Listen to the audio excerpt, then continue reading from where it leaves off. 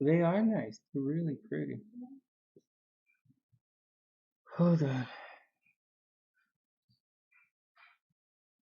Hey guys, are we online? Let me know. Let me know. Let me know. Let me know. I'm adding past. I'm gonna do Rochelle's tonight to show you guys what a past life reading is, what it looks like here, and I'll do it slowly for you guys because you guys, there's a lot of stuff. But I'm gonna up the price for the past life readings to 45. Because quite frankly, I don't think you guys can go anywhere else to get it. But I'll add Nadia right here. Nadia. Hey Nadia. Nadia, can you type in your birth time again, please? I have it as 8 p.m. for some reason. And I don't know if that's right or not. So, but I also have it at 5 p.m.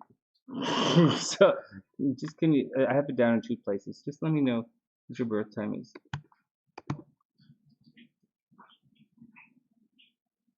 Hey Silent Wolf, what's up? Hey Wendy, what's going on?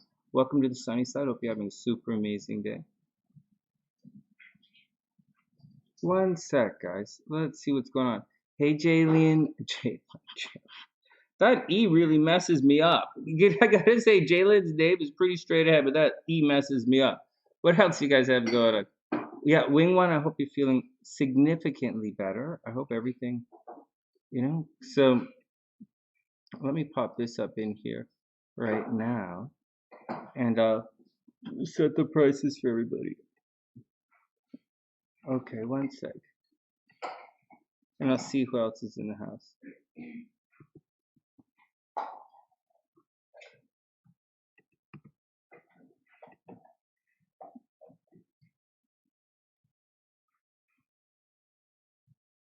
Let me do this properly. Hold on. I was doing something else a second ago. Guys, just give me a second. All right. Space. Space. Space.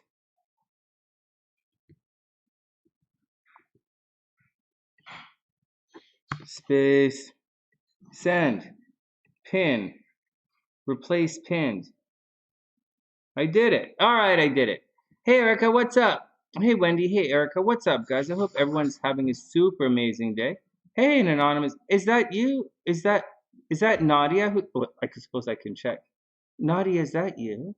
Can you hey Nadia, I went in, I saw the chat a little earlier and I went and I got your chart. But Nadia, I can't. I have the wrong I don't know if I have the correct birth time or not. Check this out. I have you right here. We're gonna start with Rochelle's chart. Rochelle's been sitting here for the longest time and she's so nice and such a long time sunny sider. And I didn't forget her. I just didn't know what to do. But we'll sort that. But as we're sorting that, Nadia, check this out. Nadia, I have your birth time. Does this look like your chart? Oh, sorry. Are we looking at this? Yeah, Nadia, son of a goodness here. Nadia, does this look like your chart? 8 p.m. in Cancun? 17 degrees rising Scorpio? Does that look like it? Hey, Nadia, what's up? Hey, Sarah, that's really sweet. Welcome to the sunny side. I hope you're having a super amazing day. Welcome to date night on the sunny side. Woo. No, I think Saturday is going to be date night. Friday nights, hang out. What was date night for me?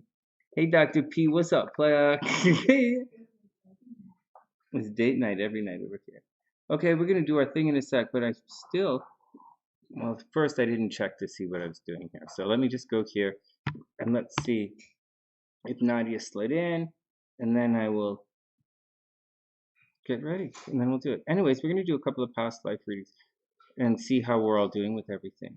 We got 2 of them. All right, Nadia, cool. All right.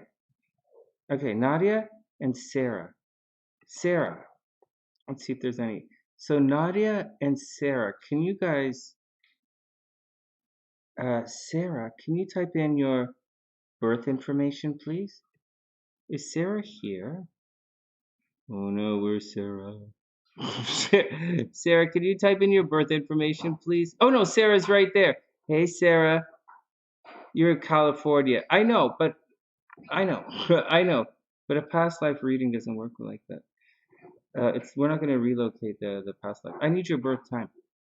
Date night. Oh, your breath is still LA. That's funny. Hey Kim, what's up? I hope you're having an amazing day. Okay, okay, hold on.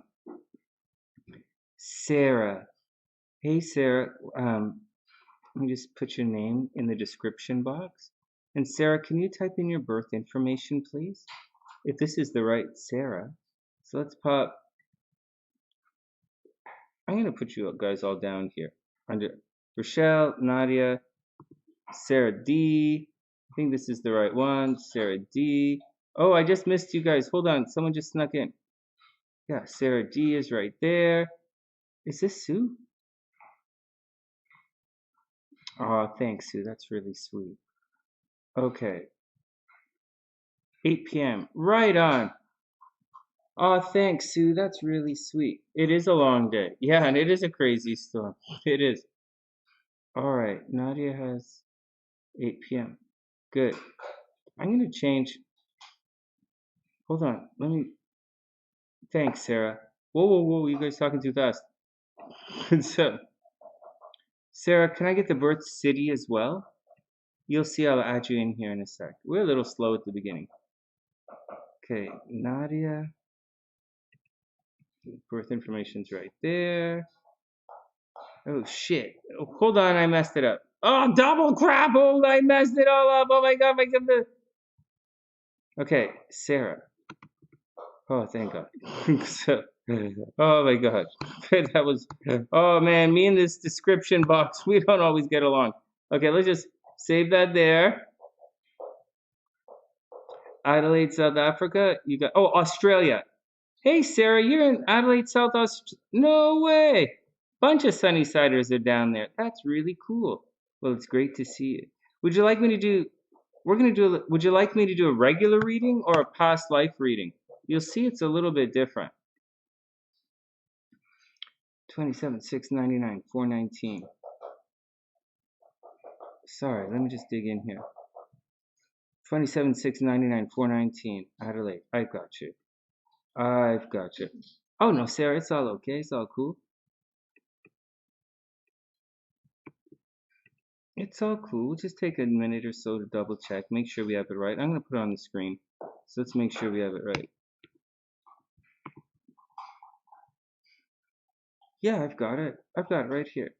Oh my God. I also have in my notes right here, we're supposed to do a video on Joe Rogan. I don't see that happening. You're in Sydney now? Right on. I don't see myself doing a video on Joe Rogan. Forget that. And Nadia, this chart's okay? Future vibes? You got it. Whoa, wait a second. Future vibes? What? So, I'll do a general reading for Sarah's chart. Okay. So you guys, so let's start with Rochelle. Wait, let's do a general tarot reading for everybody. Let me just pull in Sarah's chart. And I don't know why I have 5 o'clock for Nadia's chart relocated, but just let me just clean this up for 1 second. Yeah, Nadia's in California, but like this is 5 o'clock. What the hell? 8 o'clock. I must have wrote the wrong time. Hey Nadia, give me a second here. It's 8 o'clock, right? What the hell's wrong with me? Let me just clean my notes up. I have 5 o'clock in California for some reason. So once again, 8 o'clock. I got you. Unless I did something crazy. Placidius, tropical, geocentric. We think we're good. I think we're good. This place is good. It's going to go green. See, everything is green. All right. We're not safe. All right, you're good, but we're going to do this one. Okay, while we're doing it, let's get back to it. Yeah, it's 8 p.m. Yeah, I get it. Yeah.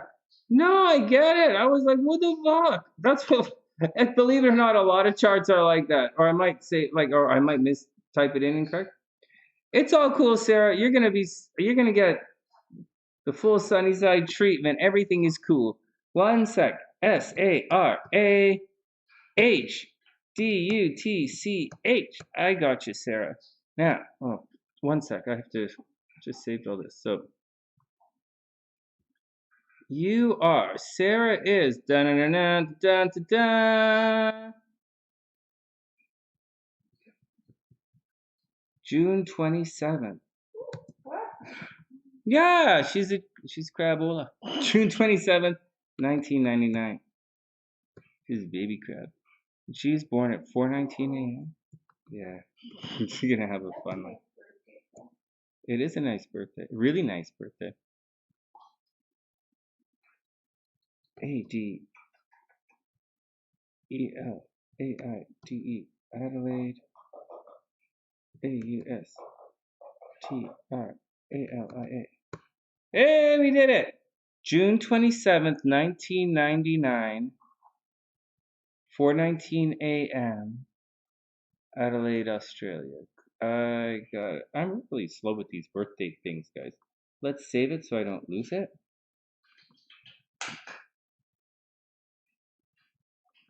Hey, this is an interesting chart. Hey, Sarah has an interesting chart. Huh. Oh my God, Sarah. Wow. Oh no. Hey. Okay, we'll get to it when we get to it. All right, Sue, stay out of trouble. Have a super, super, super amazing night. It's on. It is on. It's on. Hey, Patricia, what's up? Hope you're having a super amazing night. Wait, it's on. Oh, it's PM. What did I say? Yeah, no problem. We'll switch it. We're not gonna. You're in the description box. We're gonna get to your chart, Sarah, in about half an hour. But let me save this again. Okay. All right, we're good. Oh, PM. Oh, look at that. Oh, wow, look at that. Oh, look at that. Holy smokes. Oh, no. Oh. Well, ay, ay, ay. Whoa, what a chart. No, wow, look at that. Huh, you're going to travel a lot. Down you go. Sarah's going to travel a lot, spend a lot of time in school maybe. A lot of time in school. Probably fights with her brothers and sisters. Probably a shitty driver. Might get pregnant a lot. We'll do it in a sec. Moon in the 12th. She's quiet. All right, here we go. We're not doing any of this first. Hey, Beast, what's up? Hey, right on. Congratulations, man. I hope everything is cool. Okay, everybody chill. Let me just double check everything. We're going to start with a tarot reading for everyone. Then we're going to do a past life for Rochelle, past life for Nadia, then a regular reading for Sarah. And I'm going to do no reading for Joe Rogan, but I don't even know why I would have that on my list right here. I know his future is nuts. It's Joe Rogan. I had no idea he was such an idiot. I knew he was an idiot. I didn't know that much of an idiot. So okay, let me pull the thing up. We live in such a blind leading to stupid world right now, you know?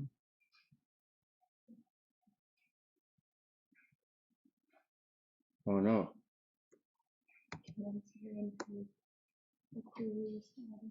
Nice. Who are those? Oh, the Kardashians? Yeah. Oh, hey, they're cute. They're cute. They're cute. Yeah. I say they're cute.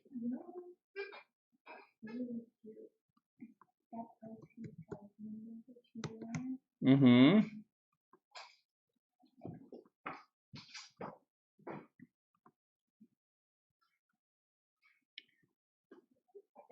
One sec. We're just setting it up. All right, guys, we're going to do a general tarot reading for everybody to start the show. Let me just put the screen up, and then we'll get it. You guys know what we do. We guess the tarot cards, and then we get down to it. I usually sing a bunch of songs, but I didn't sing. And I was practicing to sing today, too, but I'm not going to stay on super late. Let's just get down to it. Hey, guys, you want to see something really neat before we get on with things? Watch this. Watch this. Check this out. Not this. This is, we're going to do this in a sec. We're going to do the tarot for everyone in a sec. Watch this. You know, you guys we were saying about that girl who's Trisha Paytas, Trisha Paytas, who's supposed to be doing her thing, right? Supposed to be pregnant or something. Ah, thanks, Kim. That's really sweet. And you know, like, so, like, if she's pregnant, then obviously her husband's pregnant, right? And everybody is saying that she's that it's fake, right? That it's a fake wedding. I mean, a fake pregnancy, because, well, for I'm sure she has her reasons. But I pulled up the guy's chart, and like, he's a Scorpio, right? Just blowing you really quickly. He's a Scorpio, and Jupiter is way down here in Pisces. And there's a possibility that he's pregnant right now, or he's with someone who's pregnant right now, for real. Or he's trying to get pregnant, or he's going through a very creative situation, or he's spending a lot of time with children right now. There's a possibility. I don't, like, I saw in her chart, maybe pregnant, maybe losing the baby. I kind of saw it like it's a really bad thing with her and children in her chart. But for this guy, there's a possibility that he's pregnant. Now, I don't know what time he was born, and that kind of puts a little bit on a little bit of a cloud over reading, if he's pregnant or not. But there's a possibility, right? There is a possibility. There is a possibility Scorpios are getting pregnant. I would more lean towards maybe Virgos getting pregnant. Lean to like Virgos getting pregnant, maybe Scorpios getting pregnant, maybe Capricorn accidentally pregnant, Capricorn of accidental pregnancies. It all depends on on what's going on and happening in your life. But that's kind of what I think's going on. Scorpio, accidental breakups and stuff. Scorpios might get married this year. Just letting you guys know that as well. Unexpectedly, Scorpios might unexpectedly get married. I'm telling you all that because this Moses Hackman dude is a Scorpio. I just wanted to show you guys that. All right, next, let's get down to the reading, and then we're going to go do Richelle's past life reading for Richelle. All right, let's do it.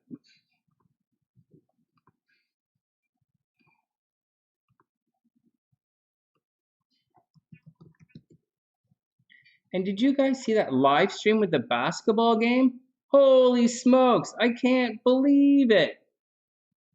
We were watching the game here, just chilling out, hanging out with the Sunnysiders.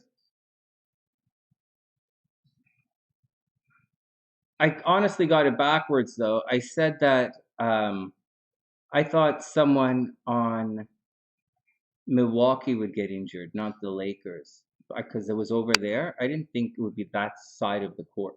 Anyways, neither here nor there. It's pretty neat. All right, here we go. Here we go. Here we go. All right, we're here, guys. Let's pick the cards. Let's do a general reading for everyone. When I do the horoscopes, we'll get back to our giving the one giveaway a night, right? But not tonight. All right, tonight we're just gonna read through a little bit of stuff. Yeah, it really was crazy, Like, it really was it was really a surprise thing. All right, guys, let's take a minute and guess the cards. And what do you guys think? Bless you, sweetheart. What do you think, baby? What do you think kind of cards are coming up? What do you guys think? I'll tell you what I think. Let me think for a second. I was thinking about the cards earlier, actually. And I think we're going through a situation of, I think we're in temperance right now. I think we're, honest to God, as a society, going through temperance, and like Saturn's transiting through the star right now. So I will say those two.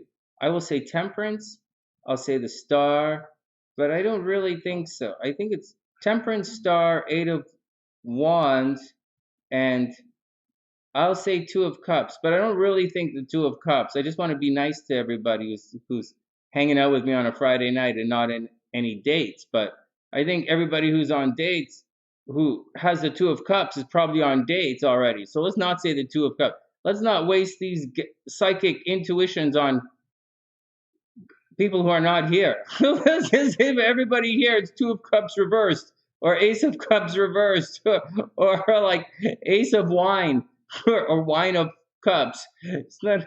Why is this cut? Let's just here's a. Hey, Kirita, what's up? Tien says the moon. Nice.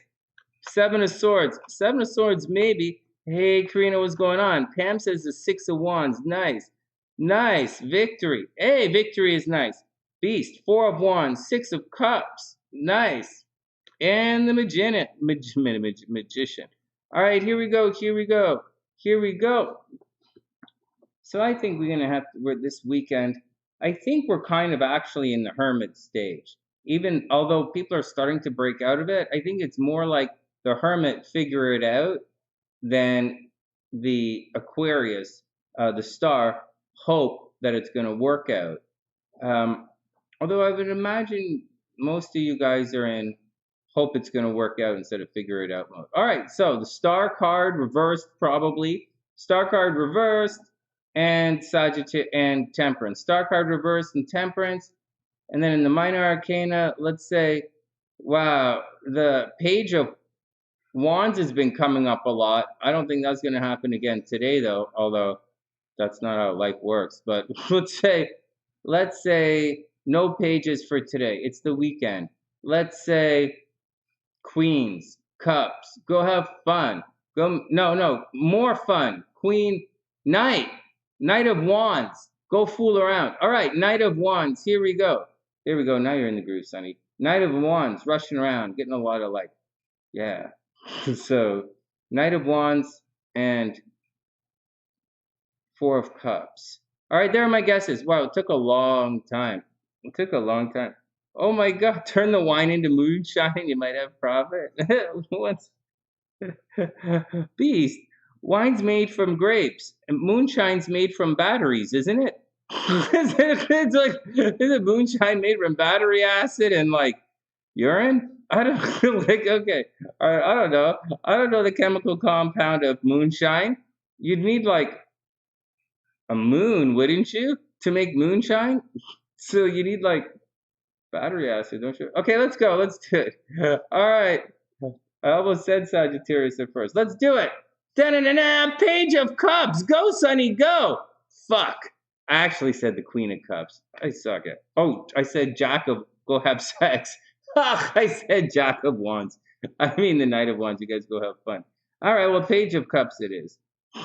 Fuck. Who would have thought? Maybe you said. Maybe you should say these things out loud. All right, guys. Someone might. So this is actually pretty neat. It's right side up. So it's a childlike atmosphere. You guys might be going through a childlike atmosphere. You might be feeling very youthful, energetic, not wandsy energetic, right? Not fiery, but emotionally, working on emotional intuition. You might have sparks of intuition. You might have an emotional rapport. A lot of you might find some new emotional connection with someone. You might have a realization of someone that works out in a positive way. And you might find someone and you might find yourself developing feelings for them, in a kind of unexpected way. Then we have the Ten of Cups reversed. So there's a possibility, Ten of Cups reversed. So watch out that you're, there's not a watch out. It means there's going to be a delay. Where's the Ten of Cups? There's a delay with your happily ever after. I really like this card.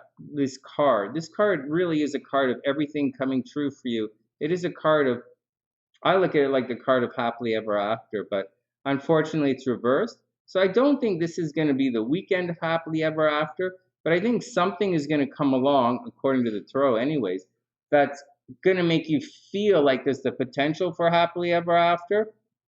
Actually, there's another interpretation of this. I would imagine that someone's, someone being youthful is going to make some innocent mistakes, which is going to upset the apple cart of your relationship. So watch out for little mistakes, innocent mistakes, getting blown out of proportion this weekend. Then we have the Sun card. Sun card is good. Sun card's taking control of the situation. It's one of the cards of victory. So there's a strong possibility at the end of the day, well, you guys got to take control of the situation. But it's not like the Chariot, like where you reach out and take control. It's more along the lines of you're suddenly the center of attention, and the world and its entire dynamic is revolving around you. So for everyone, I have a feeling that, there's an emotional learning curve. Maybe you're new at something. Maybe there's a new relationship for a lot of people, or you're doing some kind of new activity, and there's some, young adolescent feelings about all of this. And it's going to upset the harmony. This new thing you guys are, it's going to upset the harmony. But the Sun card says you should be able to walk away from it. On the down, down, down, down side, and not on the down, low, good side, on the very, very, very negative side, the Five of Coins is reversed. So I think it's going to be a tough weekend financially for a lot of people. Oh my God, that's really not that good to see. This card's actually come up a couple of times. This card's reversed. So there's a possibility, if there's help, you might not see it. Maybe people are afraid to ask for, maybe Five of Coins reversed. Maybe they're afraid to ask for money. Maybe they're afraid to ask for help, or maybe the help's not there and they don't see the help. The tarot is optimistic, right? This card says if you turn around, you're going to see it. But like nobody turns around, especially when it's upside down, right? Help is delayed, but that's no one ever in life. What I mean is in life, no one ever really realizes it. It's the whole point of the card. And so, anyways, it looks like money's going to dry up for a lot of people, or it's going to feel like it's drying up. So watch out for it. There's some big bills on the horizon this weekend. There are emotional problems. Being a little bit immature, a little bit naive is going to get you guys into trouble. At the end of the day, you'll work it out. The Sun card's going to be pretty cool. But with the Five of Coins, this is probably going to be an expensive lesson for many of you. So, just hang tight, be cool, and it'll all do what it all does. All right. Bummer. I didn't put a timestamp in there. Way to go, Sonny. All right, next. Richelle is up.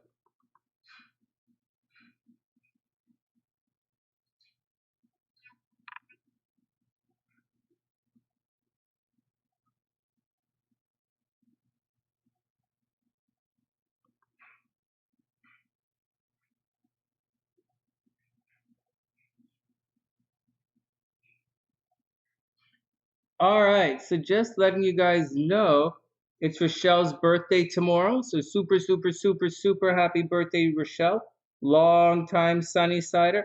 Long time Pisces. Longer time Sunny-Sider. No. Here we go. All right. Oh, Karina, join the. You know what, Karina? It's tough, isn't it? But you know what? It's supposed to. As difficult as it is. Would you believe this, Karina? That as difficult as it is, it's Scorpio is the one sign that's supposed to be able to handle the South Node transit better than any other sign. Can you believe that? That's hard. It's difficult to believe, especially with all the nonsense I've been saying on how the South Node's going to dissolve and cause problems. But seriously, Scorpio's the one that's supposed to make it work.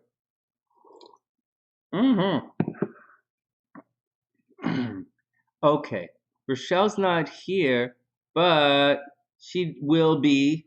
She will be. She'll say it says Richelle. So let me put the timestamp.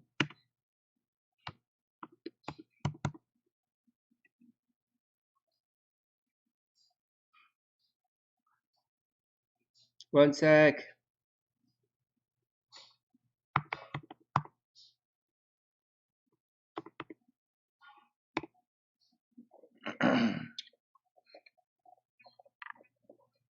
Scorpio is strength. Karina, I'm going through it as well. I'm going to go through it at the end of the month, at the beginning of March. I'm quite nervous about it. I really am.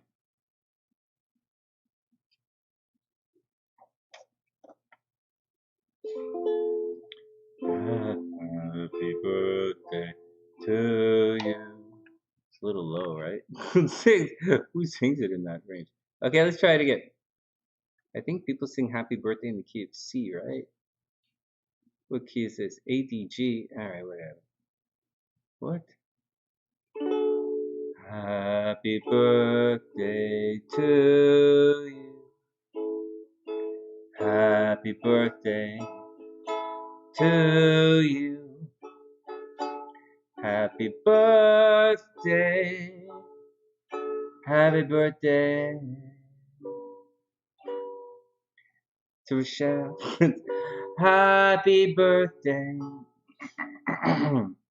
to you. Here we go again. Happy birthday to you. Thanks, Garnett. It's great to see you. Happy birthday to you. Happy birthday, dear Richelle. Happy birthday to you. Once more. Happy birthday to you. Happy birthday to you.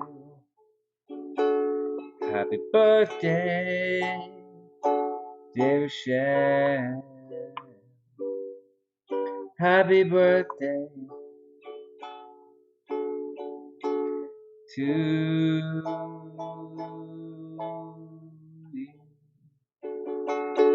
All right, let's do it. It's Richelle's birthday. Right on.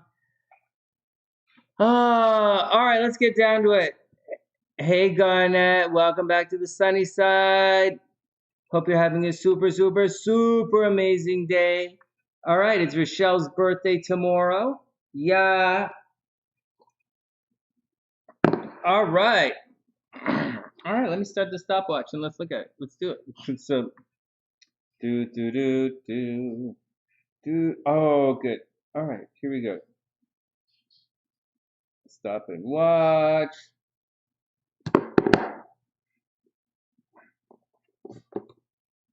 I should probably do her birthday reading, but we're going to do a past life reading. Okay, let's do it. All right, Richelle's up. Just give me 1 second.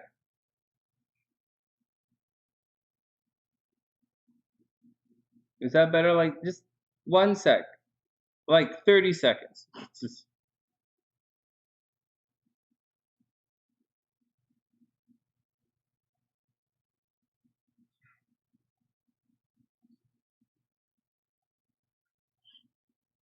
What's all this gray shit over here? Stop it. Hold on 1 sec. Okay, we're good. Excuse me. Okay, you guys ready? This is Richelle's past life reading. Hey, Richelle, what's up? Thank you for all... Sorry, I'm just looking at my phone. Thank you for all the support over years. I really, really appreciate it. I hope everything is super cool.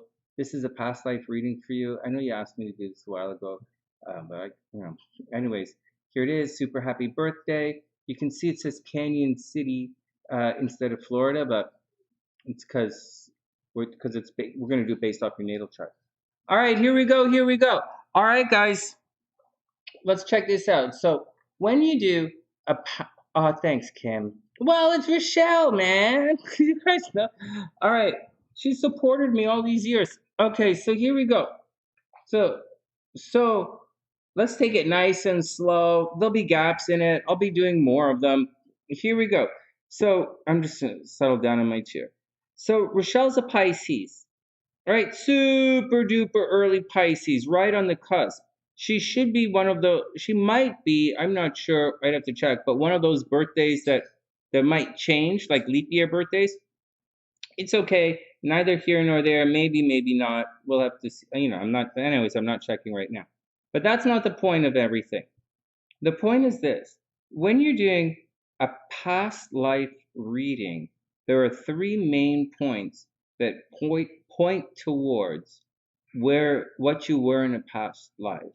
And there are also points of what you bring with you, sort of, that's not how I said it. There are definitely past, let's start, okay, I'll just do it to you.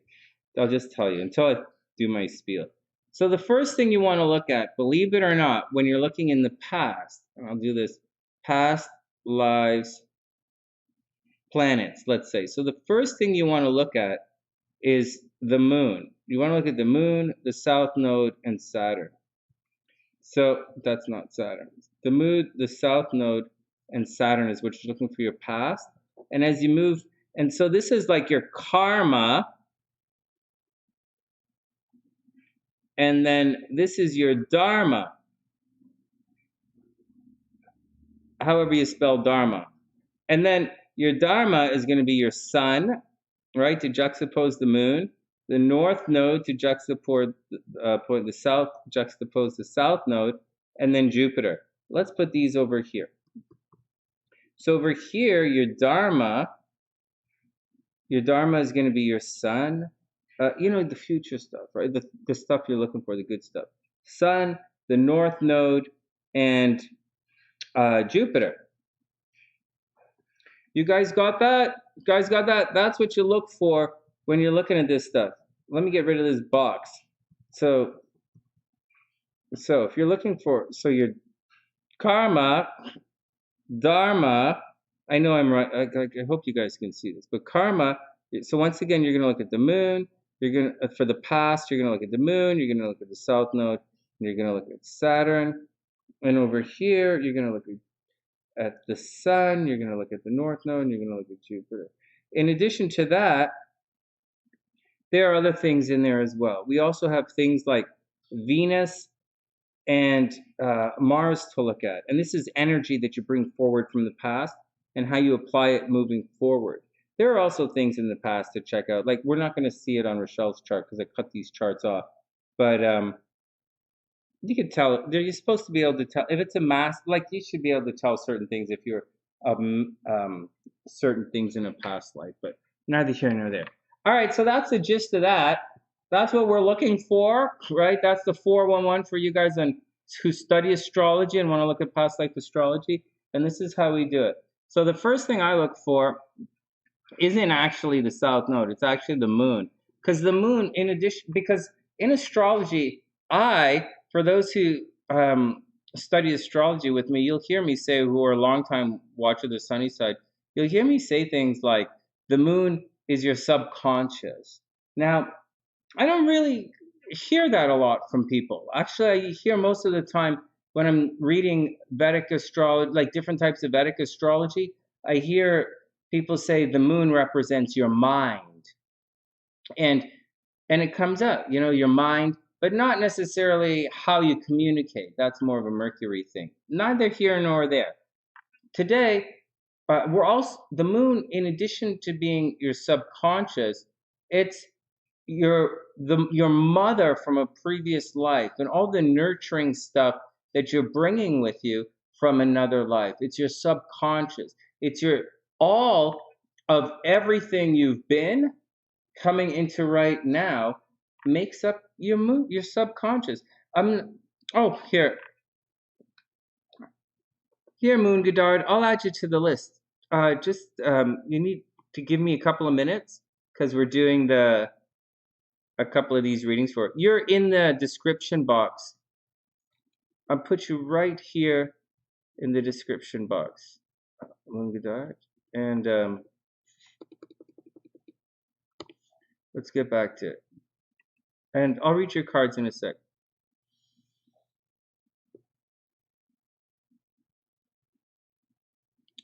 Right, moon is the past life triggers you carry as well. Good. So it's the first thing I look for. Because again, it represents your subconscious. Your subconscious is obviously what you bring with you from the past.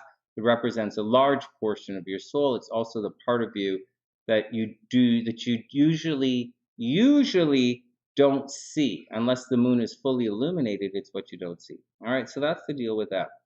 And this moon here is in the third house, and it's in Aries. So it's also kind of the way you encourage people, and it's how you like to mother people. And so what's going on in Richelle's past life, she might have been around a lot of competitive people, or there was a lot of, she might have had a bunch of brothers and sisters who were very competitive, and a lot of, you guys know something? Let me just pause this. Rochelle has an extremely negative aspect in her chart. Do you guys know what this means? Do you guys know when the moon, I never mentioned this to her, but when the moon, I'm just looking at it right now though, because I'm staring at the moon, right? And I'm staring at the aspect. The moon making this square to her nodes like that, it indicates very difficult problems. Like there's a possibility that her mother lost a child, very sincerely. The node square the moon indicates mother might lose a child. It also is a possibility of a lot of mental unrest, except that Saturn adds a lot of stability to the north node. So that adds a, so instead of getting carried away, she adds a lot of stability to it. All right, let's get back to it. So with the moon hanging out there in the third house, there's strong possibility that she was aided a lot by her brothers and sisters in a previous lifetime. And in this lifetime, she really wants to, in this lifetime, she's bringing a lot of nurturing, but her nurturing tendencies tend to be in more of a competitive kind of way. She must have spent a lot of time in a previous life as a very team kind of person. I know it says Aries, Aries, Aries, and I know you guys think Aries means me, me, me, me, me, and I know you want to think that with the moon in Aries, she would always have put herself first all the time, like me, me, me, but that is not according to the answer, the story in Rochelle's chart, because we go to the next one, and very clear. First, this house is the brothers and sisters, not me, is the first house, but it's also communication. She might have communicated a lot in a previous life. Maybe she was a singer or an artist like a singer in a previous life, not a visual artist, or an athlete. Anyways, probably very competitive, a lot of nurturing people around her. Anyways, the reason I say all that is because the next thing we look at is the South Node. And the South Node is in Cancer in the 7th house. So that's why I'm saying her moon, although it's in competitive me first Aries, it's actually more of a social situation that she comes from. Because the underlying tendency in this particular chart is she's coming from a position of teamwork. She's coming from a position of we. She's possibly coming from family, not family like parental family or aunts, but more like community, right? So she's bringing with her from a past life a real sense of community and a real sense of brothers and sisters, and that's what's going on. But this sense of community, this sense of brothers and sisters, it's not really tight or jiggy. It's actually at odds with each other. So and the reality is, there's a possibility that there was an over reliance on partnerships in the previous lifetime. Like this is clearly partnerships in previous lifetimes. Like most of you guys would look at this and say partnerships in this lifetime. I wouldn't. I would look at this and I see divorce in this lifetime. It's quite sincerely. I see a lot of pain in relationships. I see divorce in relationships. I see cheating in relationships. Guaranteed multiple relationships in this one. But possible death of a spouse. But in this situation here, for the past life, very competitive, very nurturing. She was probably very, very, very loved by her spouse, and there's a possibility that there was a lot of smothering going on. So, although she's a Pisces, she's on the cusp. In a previous lifetime, she probably spent she probably was a little bit smothering, right? And she has to learn. Okay, so here's the deal. So she's coming from a place of very competitive in the neighborhood. I don't think she was a soldier per se. I don't think she was an athlete per se in a previous life, but I do think she was competitive. I do think she was very family oriented. I think she was definitely married in the last lifetime anyways, and she was very, very smothering she might have been very smothering in the last time. She probably spent too much time, like way too much time, dealing with relationships in a last lifetime, dependent on others. Moving forward, she's supposed to rely more on herself. to be a little bit colder. She has to develop, in this lifetime, she has to develop boundaries and really put herself first. Now, here's the good thing. It does indicate that there's the possibility that there were lessons that are still left on the table, so to speak. There are lessons from a previous lifetime that have to deal with her really putting too much, doing too much for other people, really letting people walk all over her in the last lifetime. Again, she was doing it in a motherly kind of way. Chiron is there, so I'm sure there was a lot of pain associated with it. Normally in this lifetime, the stuff I'm talking about, I'm describing it as if there was, say, a moon in the 6th house, which is not the case, but it's how I'm describing it anyways. Anyways, when you move forward in this situation, let's cross this off. You're supposed to be moving towards the North Node, and for her, that's up. So you're supposed to move to a combination of the North Node and the Sun with a little bit of Jupiter helping out. And this is where it gets a past life reading a little difficult. So stick with me. So the node thing is pretty easy, right? Everybody's jiggy with the nodes. This is easy. She spent too much time in relationships in a previous lifetime, and she has to focus on herself in this particular lifetime. She has to take chances on herself. She has to believe in herself. Richelle is probably so good looking with this ass, with Neptune right on the ascendant. Right? So with Neptune right on the ascendant, she's going to be a dream. She's going to look like an enchantress. You're going to look at her and go, and so, but, okay, and the North Node is there. So there are times when it really gets out of control. And she probably, you know, she could be an entrepreneur. We've been over this. But here's the deal. So that's, but the thing is, she must not take it for granted.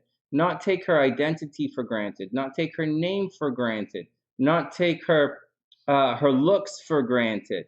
Not take her presence for granted, and not to abuse it. But at the same time, not to just let it slide. But she obviously does. You know, she obviously takes care of herself, and that's what the deal is as she's moving forward in this lifetime. Now, for some people, it's really difficult, to work this flow of energy like we're talking about. But for Richelle, the South Node is right here, and the South Node puts a lot of hard work and discipline and a lot of reality and grounding towards the North Node, which is making things happen. So if the North Node was there by itself, and for many, many, many people who have the North Node alone in their chart with no real energy moving up to it, it's a possibility for that being a situation to, you think it's really good, or you tell everybody it's really good, but it might actually not be that good because it is a node, and the nodes are always cause problems wherever they are in their chart. But with Saturn there, she naturally puts in the work to make those nodes happen, to make her destiny happen. You guys see that? She's really lucky. Okay. Anyways, she's supposed to, in a very disciplined way, take chances on herself. It's very difficult to do when you have your Jupiter sitting right there. So the Jupiter is sitting by the South Node. Anyways, just a heads up on that. Now you guys got to bear with this and check this out. So we just, hold on, I have to reset the clock here. So I just showed you guys how we start with the moon, and then we branch over here to the South Node, and then we pour the energy in this direction. Now, and then I talked about the Saturn, but I didn't talk about the Saturn in terms of the past life because I was talking about Saturn in terms of how it grounds here. Let's talk about Saturn in terms of past life now. Wherever Saturn is in your, like Saturn is the planet of karma. And so wherever Saturn is, that's where you can be, that's where you're tormented in your chart. That's where something possibly negative happened to you in the background, in a past life, or there's a very controlling element or something really messed you up there in a previous life, and you're bringing it forward with you into this lifetime. And for Richelle, it was something about how she looks or how she presents herself or how she how she presented herself. And that might have been a problem. And just being her, or people just looking at her, um, like that was a problem in a previous lifetime for whatever it was. And now in this lifetime, you're still bringing it with you, Richelle. So, but at the same time, dedication, discipline, taking care of yourself, and you're going to be okay. All right, everybody's cool with that? Everybody's cool with that? And what's going on in Richelle's life? In Richelle's previous life, um, she was probably very communicative. She might have been, like, I can't see that she was a military person per se, but she spent a long time in communication, a lot of time running around, a lot of time nurturing people, a lot of energy mothering people, but like extra mothering people. So like smothering a little bit. So there's a possibility maybe Richelle was like a nurse in a previous lifetime, or maybe she took care of people in a previous lifetime. All right, next. Children were obviously important in a previous lifetime. Maybe she was a nurse taking care of, she could have been a doctor, but I think you kind of see a little bit more Scorpio but she could have been a Scorpio. Maybe a nurse, maybe taking care of other people, maybe a real motherly kind of person. Obviously, there were problems with children in a previous lifetime. All right, so that's the deal with that. Now, you guys ready for the tricky part of everything? Hey, Emily, what's up? And hey, Tian, you got it. Here's the tricky part of this. Here's the tricky part. So, easy part, right? And when we get to the charts for a little later, when we do, hold on a sec. When we do Sarah's chart, you're going to see how it's a little bit different. But in a past life chart, the moon is like the sun. You guys got that? This is your karma and this is your dharma. Past life, future life. All right, now here's where things get difficult. In a modern reading, we'd be like, oh, wow, the moon is in the third house. Well, maybe you like sales, maybe you like talking to a lot of people. It's in Aries, maybe you're very aggressive, maybe you like to fight a lot, maybe you like to debate, maybe you want to work in law and order, maybe you're a policeman or something like that, or your heart's in dealing with you like to move around or stay on the go. But so we would look at this normally and say, oh, you like to do this and you want to do this, or your heart's there, or you love your brothers and sisters and blah, blah, and you do that. But actually, in a past life reading, it works like this. And we might say, because the moon's in Aries in the third house, you might have problems with your communication. So, you might want to travel or something, or higher learning or something. Anyways, in this chart, you have to do it like this. So in a past life, she might have spent a lot of time communicating, right? A lot of time hanging out with her brothers and sisters. Maybe she was a nurse to her brothers and sisters. Maybe you see with this over, maybe her own children passed away and she ended up taking care of other people's children. Again, I think she might have been nurse or motherly. But that's not the point.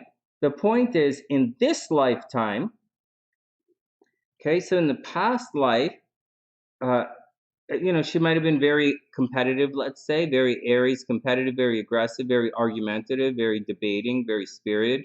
In this lifetime, we look at the sun, and her dharma is moving towards money. So she should spend and comfort. So in a previous life, she was probably a little bit Spartan, but again, she really took care of a lot of people, So I don't think she was without comfort, without luxury. But in this lifetime, it's very important to, one, put herself first, like always shine, like put herself as the center of attention a little bit. She's not that kind of person, but the nodes are saying she should be a little bit more pushy. And on top of that, in this lifetime, she's really supposed to focus on making money, helping other people, and to help Pisces, right? Like not really helping other people, but being there emotionally supportive for other people, mentally supportive, emotionally supportive. It's what she's supposed to do in this lifetime. In a previous lifetime, she was probably very physically supportive, physically encouraging. In this lifetime, she's supposed to be a more emotionally supportive, emotionally more nurturing, and flat out, she's supposed to use her intuition more. And that's the deal. And that's the quick and dirty little Richelle's little past life chart. That's a little long. I'm not supposed to be, oh, I got the zoom in from earlier. I'm not supposed to do this long for these readings, but it's Richelle's kind of stuff. Hey Jazz, what's up? I hope you had a super, super, super amazing day. Hope everything is cool with you. Having a fun Friday. Hope everything is awesome. I sure can. And what else are you guys talking about? All right, there you go. All right, next. So that's Richelle. That's Richelle's birthday chart. All right, next.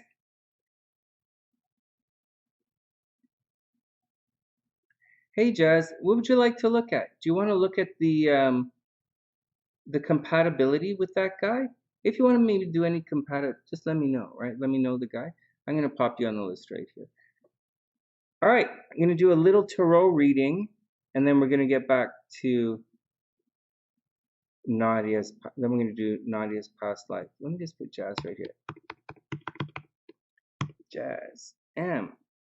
Okay. All right, Moon Goddard, you are up, my man. Moon Goddard. Moon Goddard. Oh, who is that? We'll come back to Moon Goddard in a sec. Hey, PC lady, you got it. Can you send me your digit? Send me everybody's birth information, and I'll put it in the list. I'll put you down right now. Dun, dun, dun.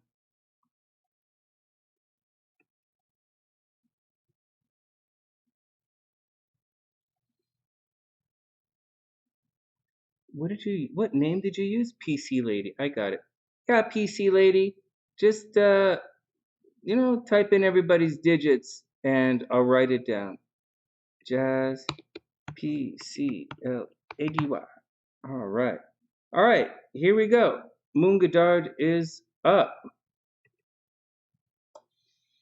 Yeah, PC lady, just type it into the chat and I'll set it all up in a sec. Okay, Richelle's good. Oh, this is good. I gotta get Jazz's chart out.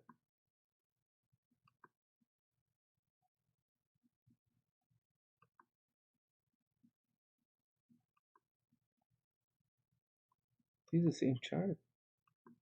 They sure appear to be. All right, Jazz is there. Let's grab this. This is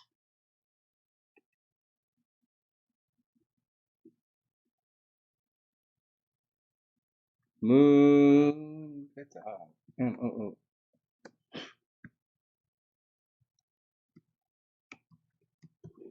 And thanks, Moon. I appreciate it. Okay, let's have a look and see what's going on with Moon's charts.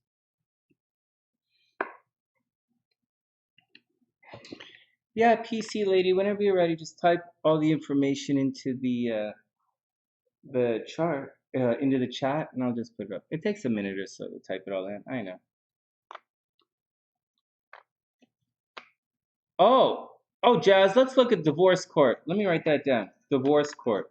That's a better idea. Yeah, let me look at your chart. You're a Taurus? Let me look at your chart. Oh my God, Leo rising. Oh my God. Jazz. Yeah, let's look at it. Actually, yeah, I'll look at that.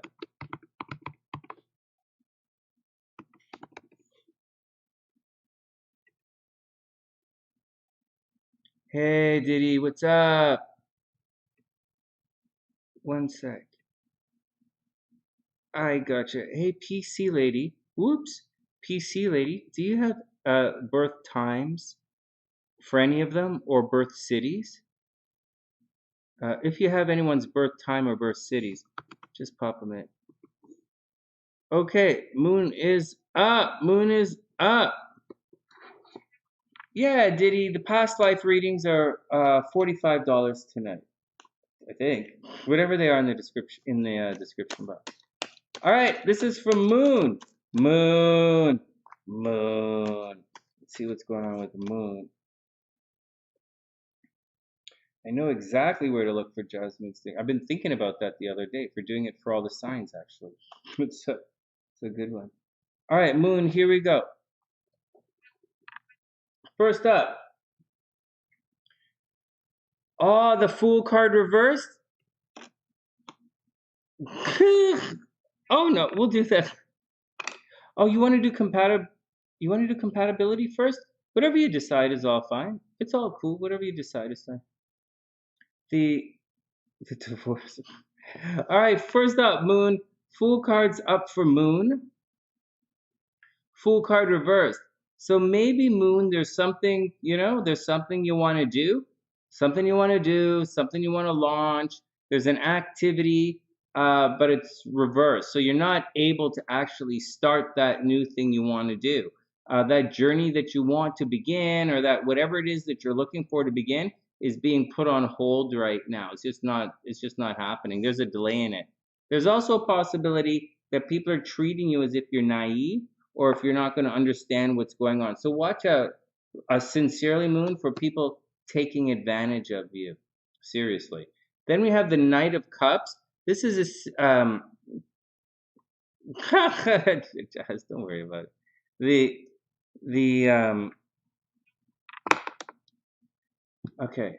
So so the Knight of Cups, Moon. Here we go. So the Knight of Cups is going to,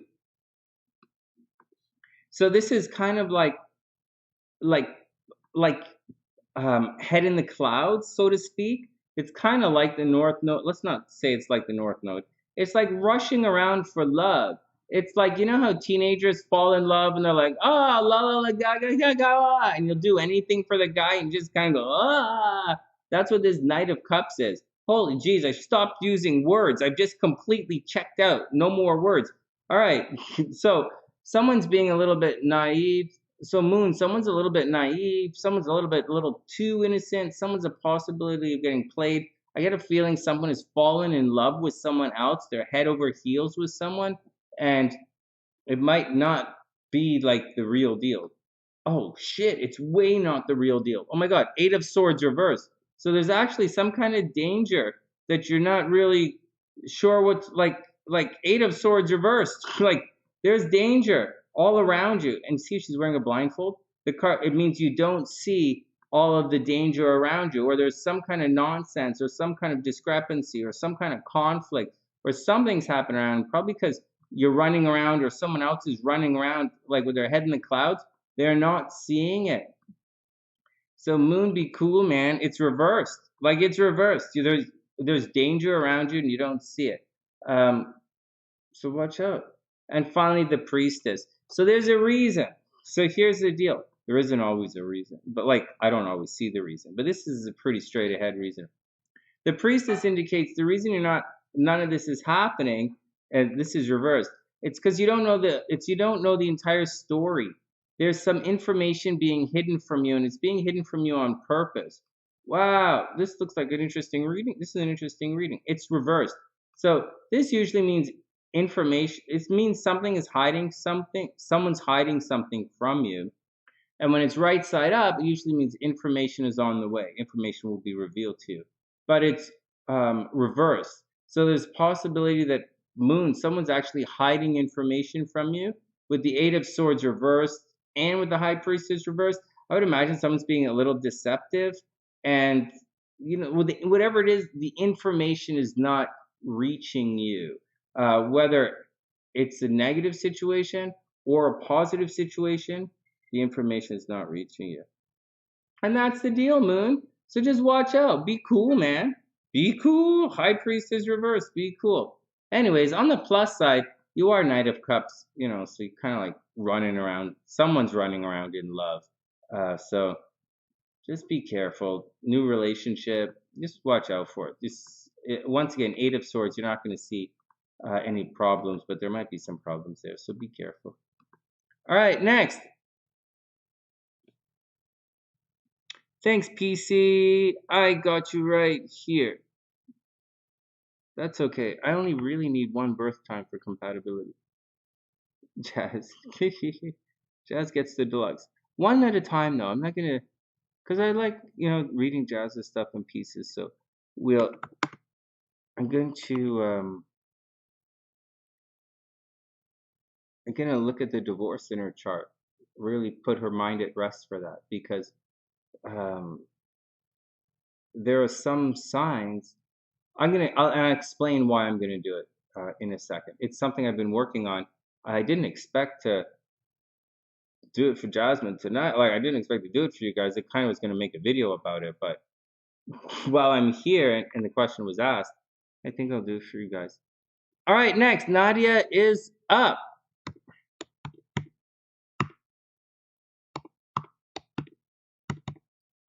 So that's the deal with past life stuff, guys. Hey, Moon's right there. Hey, Moon, I hope it's okay. I don't know you. It's the first time I'm seeing. It's glad, welcome to the sunny side. That's your reading for real. Like, I'm not, like, this is it. Like, someone's hiding something from you. You don't see it. You might be a new relationship or a new job or something. It's pretty cool. Somebody's in love with something, but there's danger around. There's the danger that you don't see. And it looks with the priestess. Priestess usually means someone's kind of blocking you. But they're holding you back for a reason. Nothing too negative. The trials in June. Oh, right on. Yeah, let's check it out. Holy jeez. Is it raining or snowing outside? Hell beast, is it snowing over by you? Sounds like it's raining outside. Oh, Jazz, just 35. I'm gonna do, let me just write down this. Write it down. June? You said divorce is in June. Let's do the divorce tonight. Divorce 2022, June.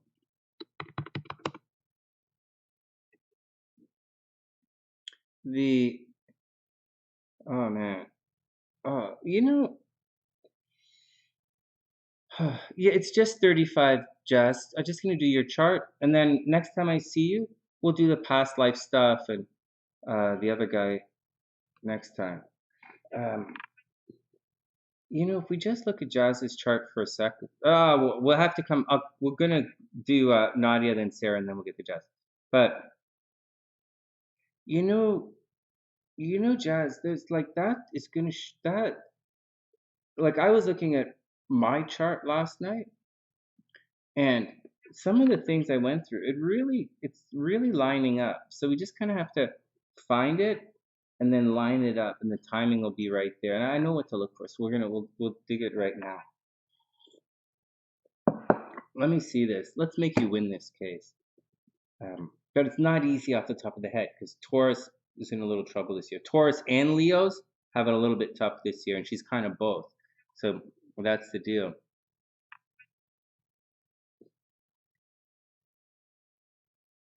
You got it, Garnet. 1 second at a time. It's crystal clear, Beast? Right on.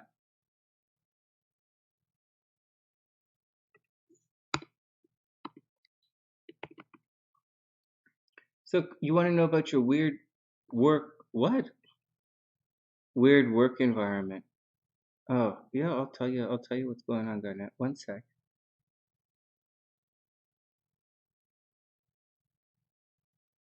Oh, I lost your chart.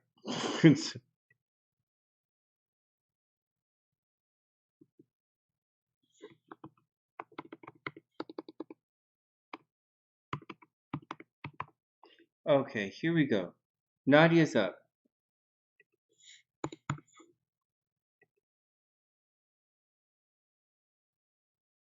Your ex is a Taurus too? Ay. Whoa, you guys are gonna have. Oh my god. All right, we'll figure it out. Okay, Nadia is up. Nadia Cancun, Nadia Yorba, Nadia Cancun. All right, Nadia's up. Well, this chart is like opposite. So Nadia's chart, are you okay? Nadia's chart has like the opposite of Richelle's chart. It's not the opposite. It's definitely not the opposite, but her energy flows in the opposite direction of the last chart. Can you guys see this?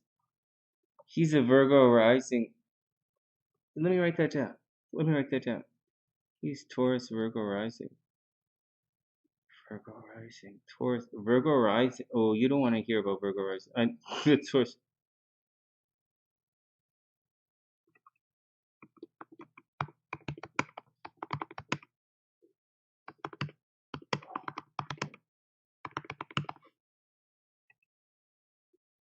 You got it. You got it. All right, here we go. Let's start this up. So Nadia, in a past life, so once again, the first thing we look at in a past life, we're looking at the moon over here in the 8th house. Ay, ay, ay, ay, ay. Ay, ay, ay. What is, well, sunny siders have a lot of Cancer energy. So here we go. So we're going to look at, so here we go. Here's how we begin.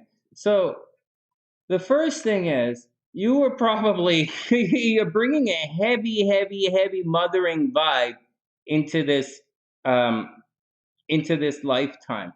In a previous lifetime, you, yes, were probably very mothering as well, highly nurturing, highly mothering. You were probably very, you probably took care of a lot of people. It probably wasn't as easy as you think. You were probably surrounded by a lot of death. I hate to say this, but you were probably surrounded by a lot of death in a previous lifetime. There's a possibility that one, you might have had a pretty bad sickness in a previous lifetime. In the last lifetime, right? In the last lifetime, you might have had a previous sickness.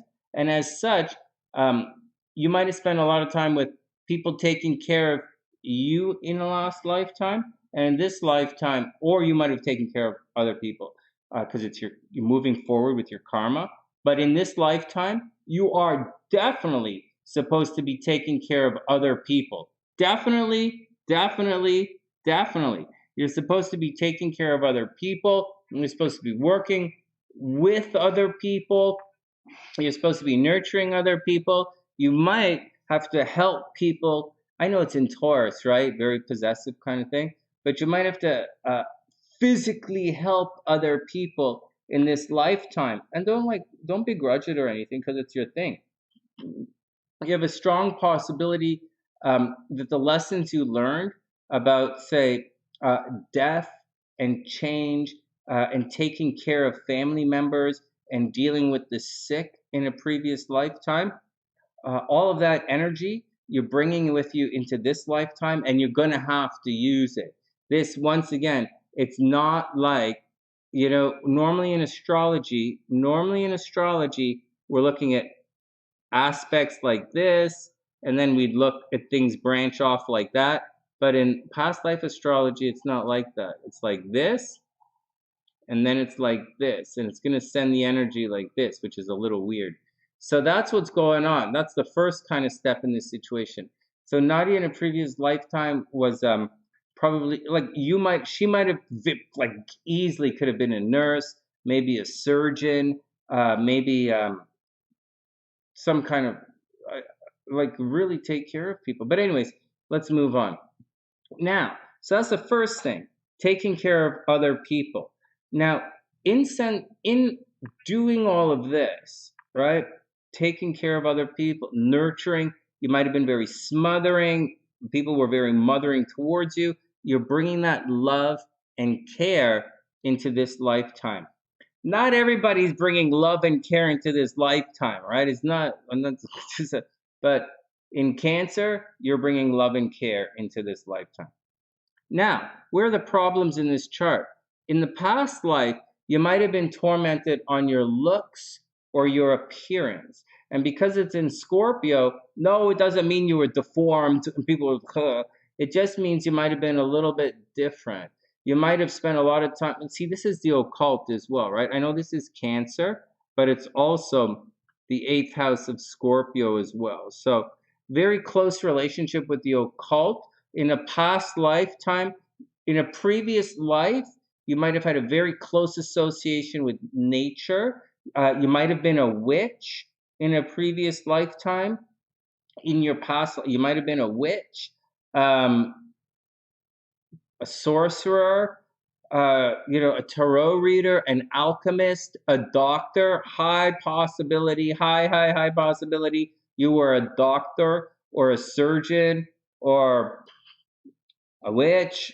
And you probably spent a lot of time in a past life by yourself, uncovering secrets,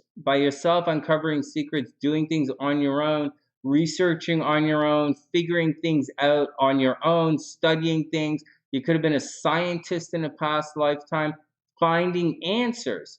And so that's the deal. And you probably spent a lot of time focused on yourself, and you were probably tormented by how you look. And so in this lifetime, you have to spend time, you have to really spend time focused on your appearance for whatever reason. Maybe the way you speak is problematic, right? They don't like your accent, or they don't like your choice of words, or they don't like how you dress, or they don't like your haircut, or you're fitting in with it's got to jam yourself into some kind of weird group of people or weird kind of culture, and it's always messing you up. But nevertheless, that's what you have to do. You have to put down the hard work and the action towards it. Now, here's where things get a little bit goofy bananas. This is a little backwards. The South Node is going to dissolve things right on your ascendant. Now, I don't really know Nadia that well. Like Nadia, this isn't Nadia V from New York, right? This is Nadia 1028 from Mexico. Longtime Sunnysider, but I don't know Nadia that well. But I would say this is a situation where she might have been so tormented in her past that in this particular lifetime, Nadia changes her identity often, meaning her identity dissolves away in this lifetime. Maybe she's always changing her name, or always changing her hair color, or always dyeing her hair, cutting her hair, or getting, see, Scorpio, maybe she gets a bunch of tattoos or something. Something dark, mysterious, probing. And so, changing her names. When you put it, but that's what's going on. So that's the problem. And that's the problem. Something about her in a past life was a problem with her identity, and she's bringing it into this life, and there's a problem with it. Even though Saturn is here, Saturn doesn't really chill out the South Node. Saturn needs to chill out the North Node. Guys got that? So the South Node, it's not that easy. The South Node dissolves things. The South Node is going to be like, it dissolves things. But Saturn there is kind of holds it together. But the South Node kind of likes Mars. It likes energy, impulsive energy in the South Node. And it's the North Node that actually likes slow, steady, hard work. The North Node likes Saturn. Saturn adds reality to the North Node. I'm just talking like this because I'm kind of teaching as we go along. Neither here nor there. So her goal in this lifetime is to do two things. One, to always, always, always watch her health. And in spite of all of this BS here, her job really is in this lifetime, it kind of is to take care of other people, which is really bullshitty because people really do dump on her just based on her looks and appearance. Anyways, over here, we all know Chiron in the 7th house, Mars in the 7th house. She's going to have abuse in her relationships in this lifetime. There's a possibility in a previous lifetime. You see, you guys, what you have in this chart, a lot of stuff in the chart is carried forward from your last lifetime because you kind of haven't quite learned the lesson yet.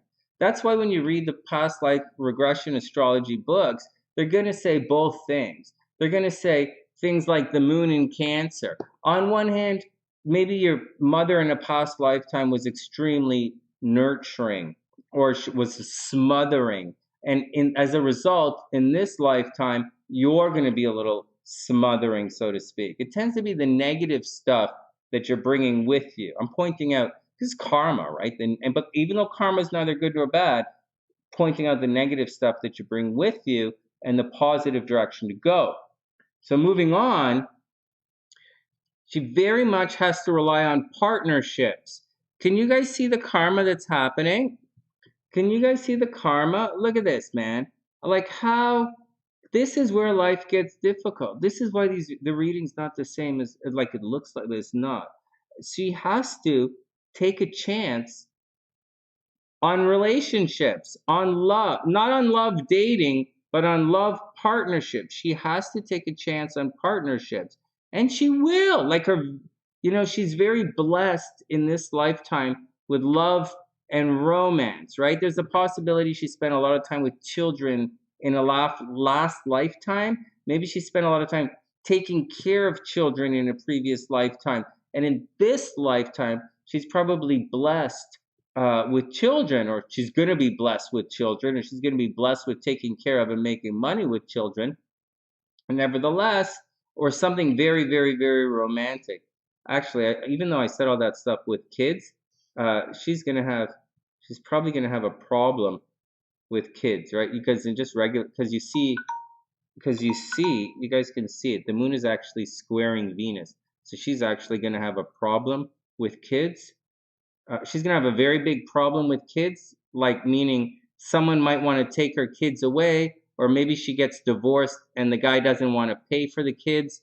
Maybe she gets pregnant and the guy doesn't want to pay. There's something with kids she has to watch out for. But let me finish my thought. Let me finish this. Here's the difficulty. The difficulty, she's supposed to point to the 7th house. She's supposed to get married in this lifetime, supposed to be in relationship in this lifetime, supposed to be loved and harmony in marriage. And it's really supposed to be good. But she also has clear pain in this lifetime with relationships. Very clearly, stuff behind the scenes. She brings a lot of death with, well, I didn't tell you what I was doing when I circled that. So we also look at the 12th house, obviously, right? The 12th house of 12th house is also part of your subconscious. It's not really subconscious. The 12th house is around you, but it's that kind of thing. But look at this. She obviously has a lot of death in a previous lifetime. She's obviously bringing pain and suffering with her from the past lifetime. The moon is in the house of death. It's the 8th house. Pluto's in the 12th house of sneaky shit and behind the scenes and past life. She's bringing Pluto problems with her. Now, Pluto problems as it pertains to past life stuff in the 12th house is not the greatest thing. It means you're not going to, wherever Pluto is causes transformation, obviously, but it's really destruction. And there's a feeling that you're going to be fucked up there anyways. And so as a result, you might not bring these lessons forward with you. There might be Nadia might be going through a situation where she wants to repress her karma instead of turning her karma into dharma. Does that make sense? You see, with this, there's a strong possibility. There's a lot of death around her. A strong possibility stuff happens behind the scenes. Strong possibility she has to leave. Strong possibility she brings all this with her, and she's got to get the fuck away from it, right? So, anyways, in spite of all of that, and in spite of Mars and Chiron probably bringing death to a spouse or pain or abuse in relationships, nevertheless, she's got to do it, man. This is her thing. This is what you have to do. So Nadia, you have to focus on relationships in this lifetime. I know it sucks, and I know it's going to be very difficult for you. You don't have to get married. I don't recommend you necessarily getting married. I recommend you, I recommend you focus on partnerships, focus on teaming up with people, focus on giving other people a chance. But at the same time, it's important for you to not fall in love with everyone you meet. Like this sets up for boundary issues in your chart. So in a previous lifetime, all that smothering, all that Scorpio stuff, all that other people's stuff, all that let's do it together. In a previous lifetime, you probably did a lot of stuff with other people's resources, other people paying for you, other people taking care of the situation. And in this lifetime, you got to take the chance. You have to push it over and partner up. The problem is, don't fall in love too fast, right? There's a problem in this lifetime of falling in love too quickly to take care of this, right? This is you over here, and in this lifetime, you are hurting a little bit, right? You in this chart are bringing a lot of pain into you, right? This is your part. This is me. This is you. And you have to take this and resolve this pain and suffering by pushing it into relationships, which is we. The problem is, it's important not to fall in love too quickly or fall in love or give yourself away to move from dating to partnership too quickly, or you're going to lose. They're going to take advantage of you, and can be violent and destructive, very painful for you and expensive. So that's the deal, and that's what you have to watch out for, Nadia. So in a past life, you were probably, maybe a nurse, maybe a surgeon, doctor, someone investigating things. You were extremely nurturing. Maybe you were a mom. I don't think you were like a school teacher or anything like that in a previous lifetime. That's kind of a Sagittarius kind of vibe. You have more of a doctoring, although not a Virgo vibe, kind of like not an analytical OCD Virgo vibe, but really more like a sixth house kind of vibe of taking care of people kind of vibe. This lifetime says you have to take care of other people, and you have to do it very physically, and you really have to do it. And that's the deal. And that's the difficult part. What's going on? Damn Pluto. Yeah, it's right here, right? Oh my God, you work at the cancer center? Hold on. Because you guys know I'm not looking at this. Plus, I don't want to be, let's see what's going on. Let's see. So Nadia says, you're what? Oh, you're here. You're still here. You worked in a hospital. Hey, no way. Yeah, you're supposed to called a witch before. Yeah, you might have been a witch. Like seriously. In this lifetime, you probably change your identity a lot. Oh, that's cool, Jess. Very much into the occult. Hey, right on. Oh, she is perfect the way she is. Sure, Alex, whenever, man. I'm here all the time. Okay, what else? Oh, well, Nadia falls in love quickly. She's got her Mars right there, right? We even know this. It's in Taurus. You're a little pushy. Mars doesn't like it here. If you were to just look at this, forget Chiron. If you were to just look at if you were just look at this, Mars, Taurus, 7th house, you would think that's bad. Like you would just look at that and think bad. So it's okay. You work at a cancer center now? No way. Very cool. Yeah, I know. I go in depth all the time. I go a little too far. Oh, since you were 17, no way. Hey, no way. Hey, good call, Sonny. Hey, go astrology. Yo, Sonny astrology. Next.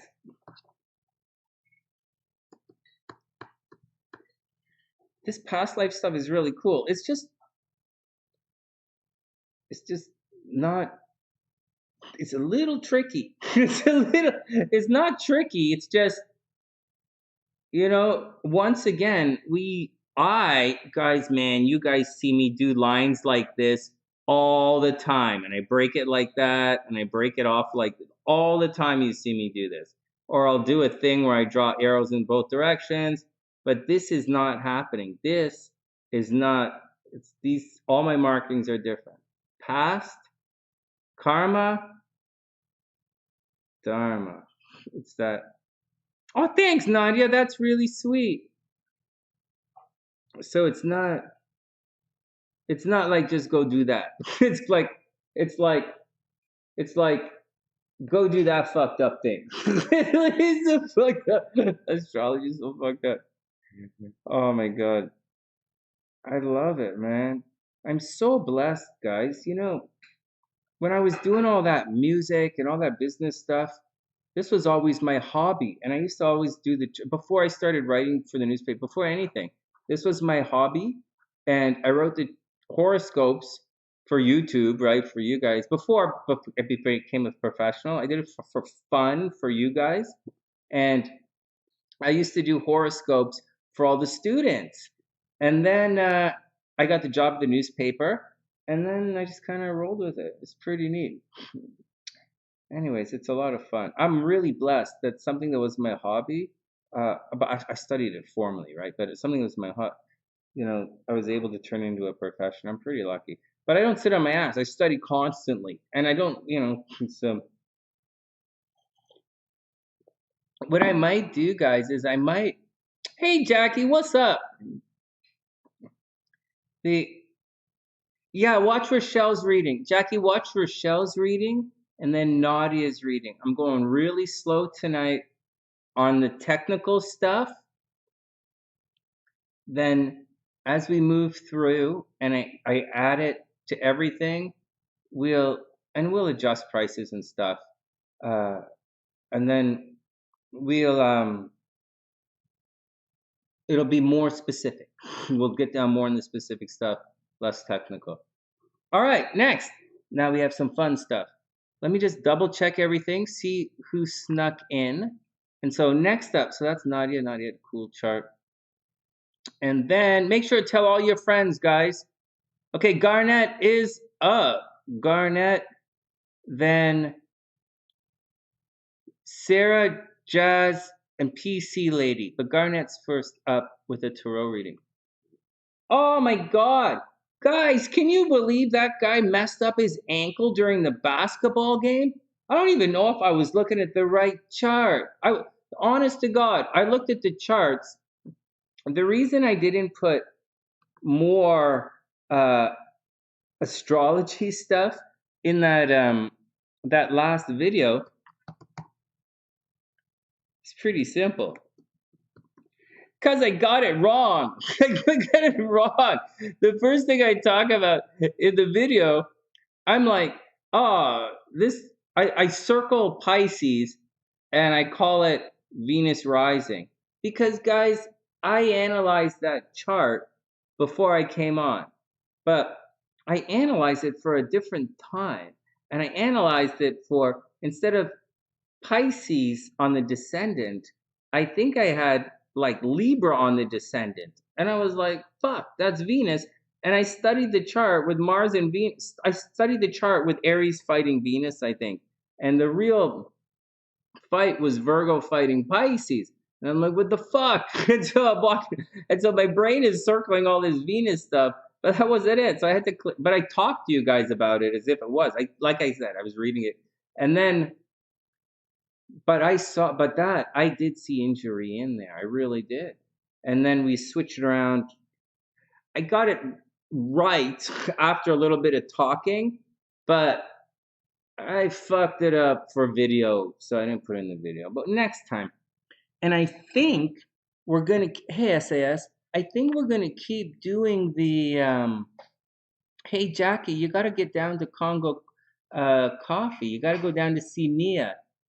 Down when you get a chance, head downtown to Ryerson to check Nia out down there. All right, I want to spend the next year bringing the Sunnysiders to you guys to meet each other somehow. I don't know how to do it, but that's what I want to do. Okay. Anything else I need to tell you guys?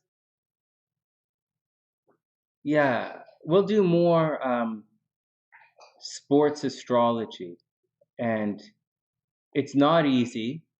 No one has any idea really what they're doing. And we'll do our best. We'll do our best and we'll see what's going on. We're getting it to, okay, enough. Enough. And as enough. Garnet's up. Are you serious? It's on your way home? Oh my God, yeah, there's no parking, right? Like seriously. But the store is designed for walk by traffic, right? You know the deal, it's walk by traffic. No way. All the time. I gotta go. Yeah.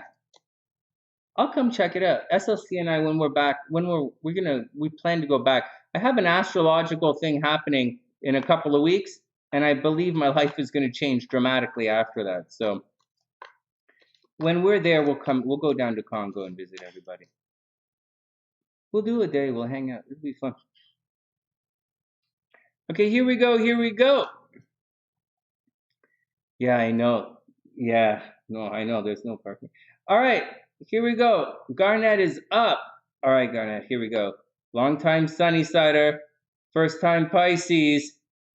Hi, Sunny. A long time Sunnysider, first time Pisces. Yes.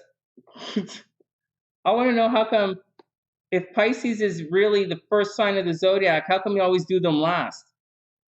All right, next caller. Okay, next person. All right, here we go. Garnet is up. Okay, Garnet is up. Yeah. So you're gonna be there. I'll be there. Nia's gonna be there. Who else is in Toronto? Who else is in Toronto? You're in Toronto. Your friends are in Toronto. Your buddies in Toronto. All right, here we go. TN. I think TN is in Toronto. Okay, here we go. Garnet. Whoa! Look at that. Nice card. Capricorn, right on. Check this out, the Sun card. Oh my God, that is absolutely brilliant. So Garnet wants to know about work, but like this pops up with the Sun card. So I don't know if you received a new job recently, or if there are people jealous of you, or what the deal is. But Garnet, you're supposed to be shining right now. This is the card. This is probably the number one card in the entire tarot of you shining brightly. So if you're having problems at the office, there's a possibility that the other people are getting jealous, or there might be some haters developing. But the Sun card says it didn't say everything is good. I almost said that. It says you are the rock star in the room. You are the hot shot. You're the rock star. You should really push to make things happen. You're going to light it up. Then we have the Death card. These cards are right side up. Check it out. Okay, so there's no like waiting. There's no like, what the fuck is going on. Your energy is pretty clean. The next card is the Death card. So change is coming. But this is not the Tower. The Tower means change is going to be forced upon you. Something's going to crash and get fucked up. But that's not the card. This is the Death card. And the Death card is more along the lines of you've outgrown something. You see in the Marchese deck, he uses the snake to represent all of this. And it's not really symbolic of like sturdy snake or underworldly or anything like that. In the Marchese deck, they use the snake because it represents outgrowing your skin. It represents the snake shedding its skin. And that's kind of what that's what the card is coming up. So you might be going through a situation where you just excelled at something, you're succeeding. You probably have some haters because according to your question, but the Death card is saying it's time for you to shed your skin. So either you should very much double down and do the Sun card, like step into the light, or you're going to have to do something like your identity is probably in a bit of a flux right now. Well, you're Capricorn, right? So maybe your identity really is in a bit of a flux right now. And your money, Capricorn should be in hard work mode right now, working hard for the money, but at the same time, you're going to have some haters, so you have to watch out for it. But that's the deal. But you should be very lucky right now, and good things should be happening to you. So once again, it's time for you to outgrow past, right? It's time for you to step it up and step into the game. Jackie says you think they're channeling your energy and not Garnett's. Okay. Oh, geez. Nine of Swords.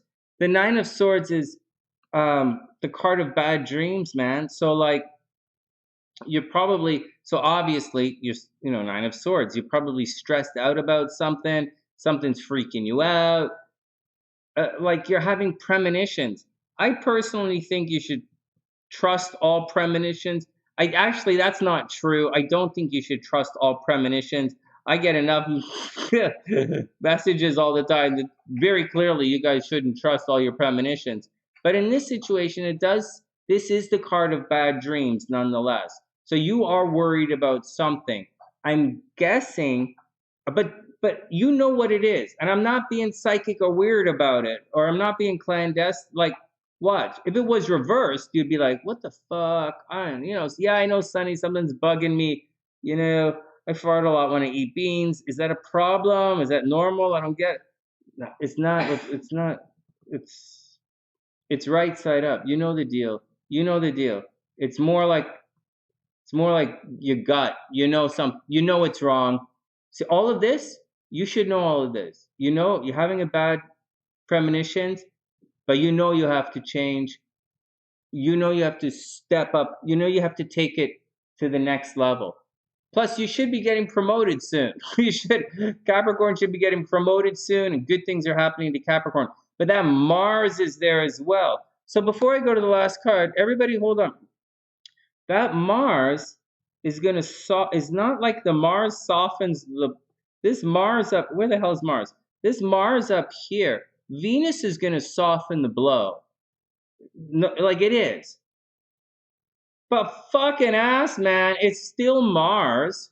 Like, look at this Putin thing in the Ukraine. Oh, we're just going to do this. It's not going to hurt so much. We'll just cover it up with snow and torpedo casings. Right? And everybody, the world, like, okay. But they still bombed half the fucking countryside. So, like, that's what Capricorns are going through. That's what everybody's going through right now. But for Capricorns specifically, they're sensing their identity. Yes, baby? It's 11:11, guys. Time to make a wish. Time to make a wish. Everybody chill out. We have one more card to go. But before we go to that card, wish. It's 11 here on the sunny side. My 11:11 wish. Oh, shit, I didn't buy a lottery ticket today. Fuck. Should probably wish to remember to buy a lottery ticket. But this winter has me hibernating. Because they might as well put like some hybrid android, like hybrid grizzly bear skunk hybrid robot at the door. I'm not going anywhere near outside. It's just too cold. And so it's like Canada cold. But my stuff is up in Canada, so I know. So anyways, my 11:11 wish. So I wish I was a better husband for SLC because I'm an asshole a lot of the time. But I also have the brilliantitis and I'm psychic. So like, I don't know. I think it's gonna work out. What do the cards say about that one? I wouldn't trust you, luck, Sonny. Yeah, no shit. Well, I wish I was a better husband for SLC, and I wish health for my parents. I wish continued health for my parents. I hope really, really, really good health for my parents. And I hope Sue Oz in Australia has a really strong love life coming up. And I hope Wing One is healthy as well. Those are my wishes. And I hope Jackie gets a new guy who likes freaky sex in public places. What? I know. I didn't say rich. Is it? Oh, Sonny, what are you doing? Oh, Sonny, what are you doing? Why did you say rich? It's a oops. You told me you wanted love. Gabrielle got the guy with money. Jasmine's getting the guy with money.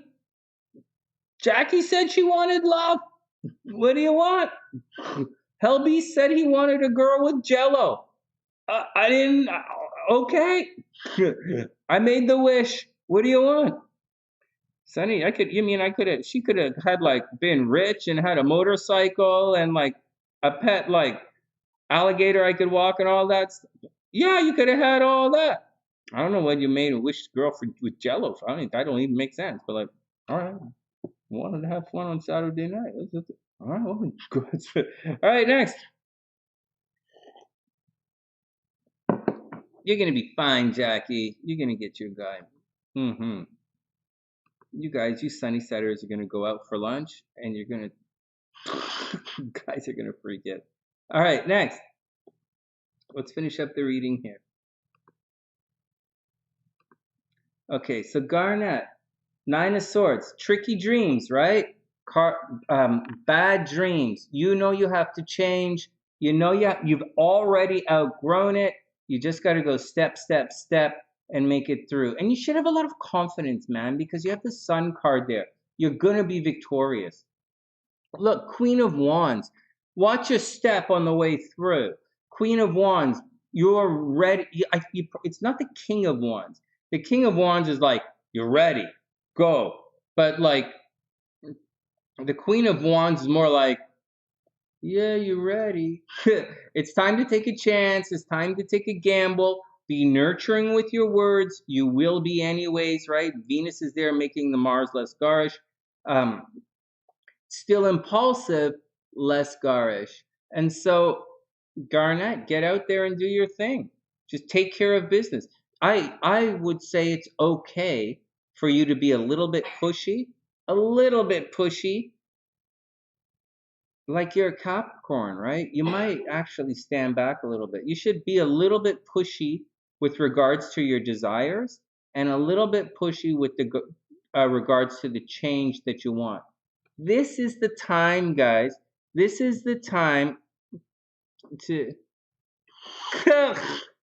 Hey, Jamie, we'll just hang out here on the sunny side, and perhaps I shall wish that for you as well. But then you gotta... Anyway, so Garnet, have confidence. Don't be arrogant, not extreme confidence, but be confident, be kind, be nurturing. It's the queen, right? Confident, kind, nurturing, and go do it. You are sincerely only being held back by your intuition and maybe some bad dreams right now. But you have the strength and the ability, and now is the time to do it.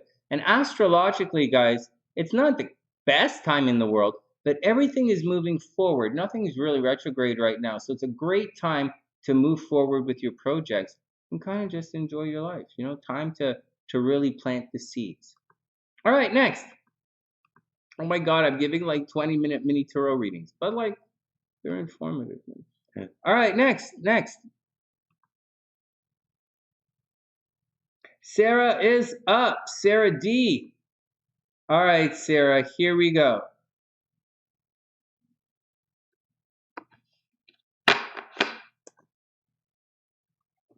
Jackie says, I'm not worried. I'm cute as hell. Je suis belle. Motherfucker. Yeah, je suis belle. Hey, Gaston. Fuck you. Gaston, you could go fuck your cup.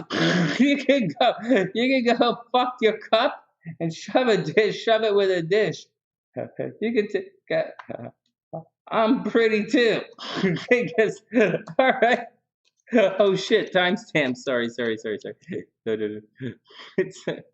Oh, Garnet, you got it. You super got it. Hope everybody's cool. Hey guys, reminding everybody to please, subscribe to the channel. What the fuck? If you haven't subscribed yet, subscribe to the channel. Share your videos. Timestamp. Is that thing that you people put on their ass? Above their ass? Baby? Hey, sweetheart. Are you listening? Are you lost in thought? Hey, sexy. Hey. She's not listening. Psst. Oh my God. Shall I type it into the chat? There's a delay. All right, whatever. All right. Okay, whatever. Sarah's up. Let's put the timestamps in here.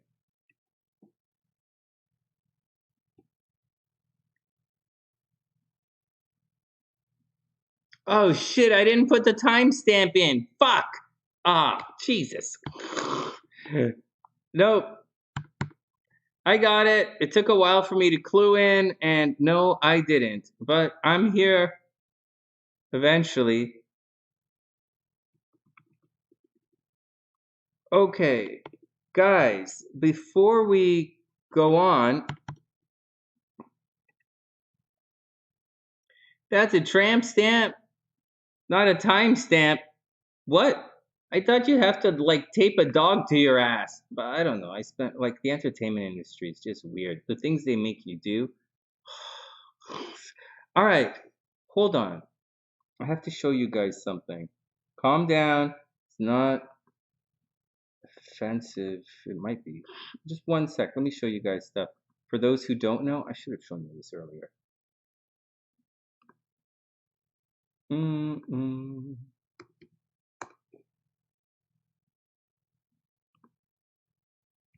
For those who don't know, this is the sunny side. So this is my website right here. It's the sunny side, and oh shit, and that's the deal.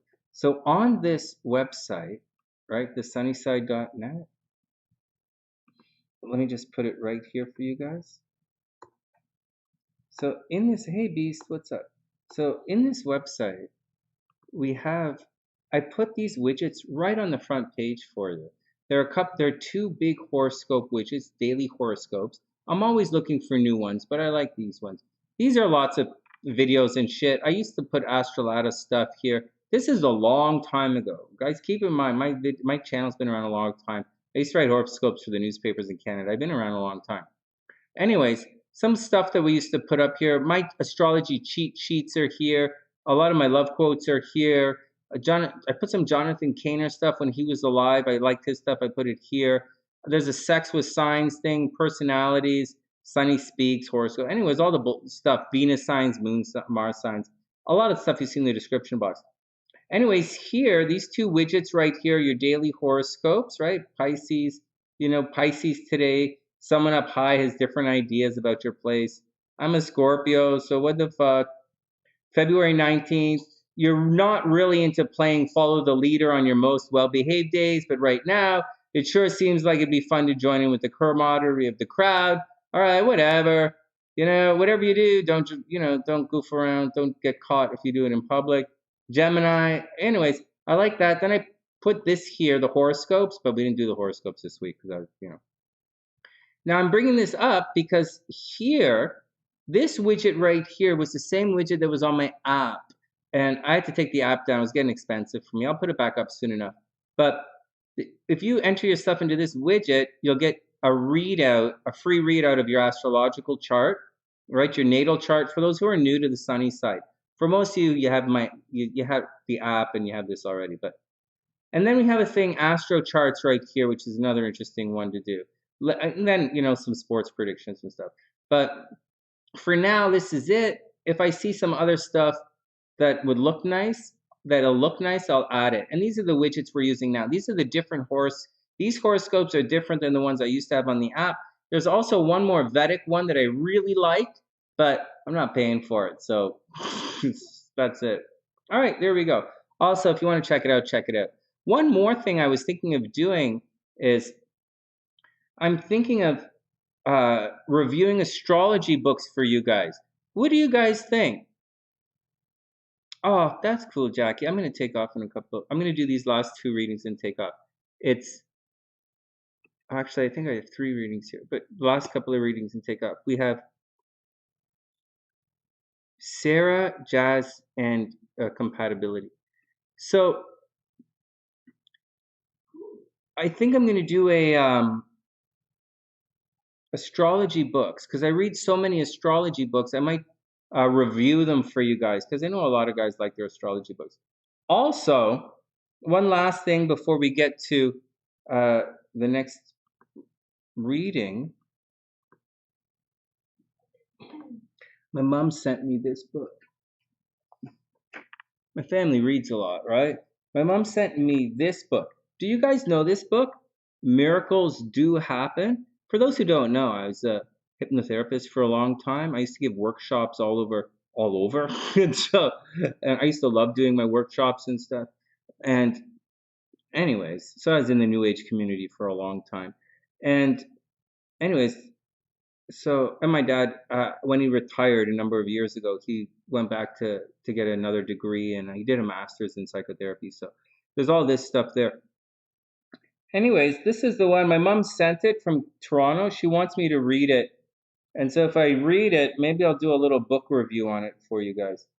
But it'd probably take me half an hour to read the book and like 5 days to make the video. But that's what I think. You think?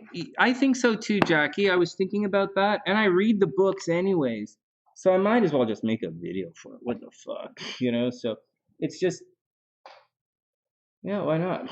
And then you guys can, and then I'll put links in there. All my books I read on Scribd these days. The reason I didn't start right away is I don't have the physical copy for a lot of these books these days. A lot of them I'm downloading from Scribd. So like, what are you gonna do? What's up? All right, let's get down to it. Yeah, I'll do that. I'll check it out. Okay, here we go. A timestamp. Sorting all this out, cleaning up the timestamps right here. Sarah is up. Sarah's going to get a regular astrology reading. So we're going to do... Thanks, Jamie. That's really, really, really sweet. And hey, Alicia, what's up? I hope you're having a super amazing day. All right, let's get back to it. So this chart...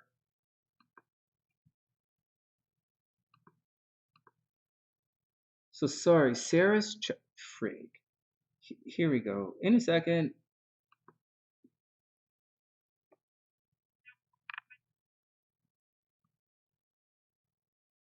Hey, so these mini astrology readings are 10 minutes long. And sometimes I have a timer or a zombie going, but not today. All right, Sarah's up. Timestamps in the description box. Save the videos. Give the video a thumbs up. Please, please, please subscribe to the channel. And let's rock. Let me just start the stopwatch. Oh, Sarah. So what do I, and so Sarah, what I do is, or for those who are new, I rock down for about 7 minutes or so on your natal chart. And you'll see in Sarah's chart, it's not a big deal because she has like, her chart is in chunks of energy, right? So it's not really that big of a deal. But like, it's a big of a deal, but it's not that time consuming to read her chart. But then after that, we're going to switch over and do her transits. So I'll tell you what's coming up, which is really important. And for those who don't know, or for those who do or don't, I'll tell you right now, Sarah's going to have a really difficult year. And I'll tell you that right now. There's a possibility when we look at her stuff that right now, Sarah might be very sick. Or right now, she's in a situation where she might be losing all of her friends. Or there are people behind the scenes or some kind of sneakiness. A couple months ago, she probably went through a lot of pain, mental suffering, dissolving everything behind her. And, you know, maybe her physical health was suffering. Maybe her physical health was suffering. Her mental health really suffered in the last little while. Or people around her were trying to control her. But we're going to do a little bit more of that in a sec. She has a tricky chart because there's a lot of squares in her chart. All right, and there's a really, really difficult aspect that I'm staring right in the face of. All right, here we go. Let's do it. Sarah is a Sarah is a crabiola. Snip, snip. Why do they take so long to bleed? Snip, snip, snip, snip. All right, I get this. So here we go. She's a Cancer, Sagittarius rising, Sagittarius moon. This is a she's probably a happy Cancer, playful Cancer, obviously with the moon in the 12th house, a moody Cancer. Sarah probably likes to go outside, not like visit the world, because she's kind of lives a little bit in her own head. She lives a little bit reclusive, a little bit behind the scenes, a little bit keeps her feelings to herself.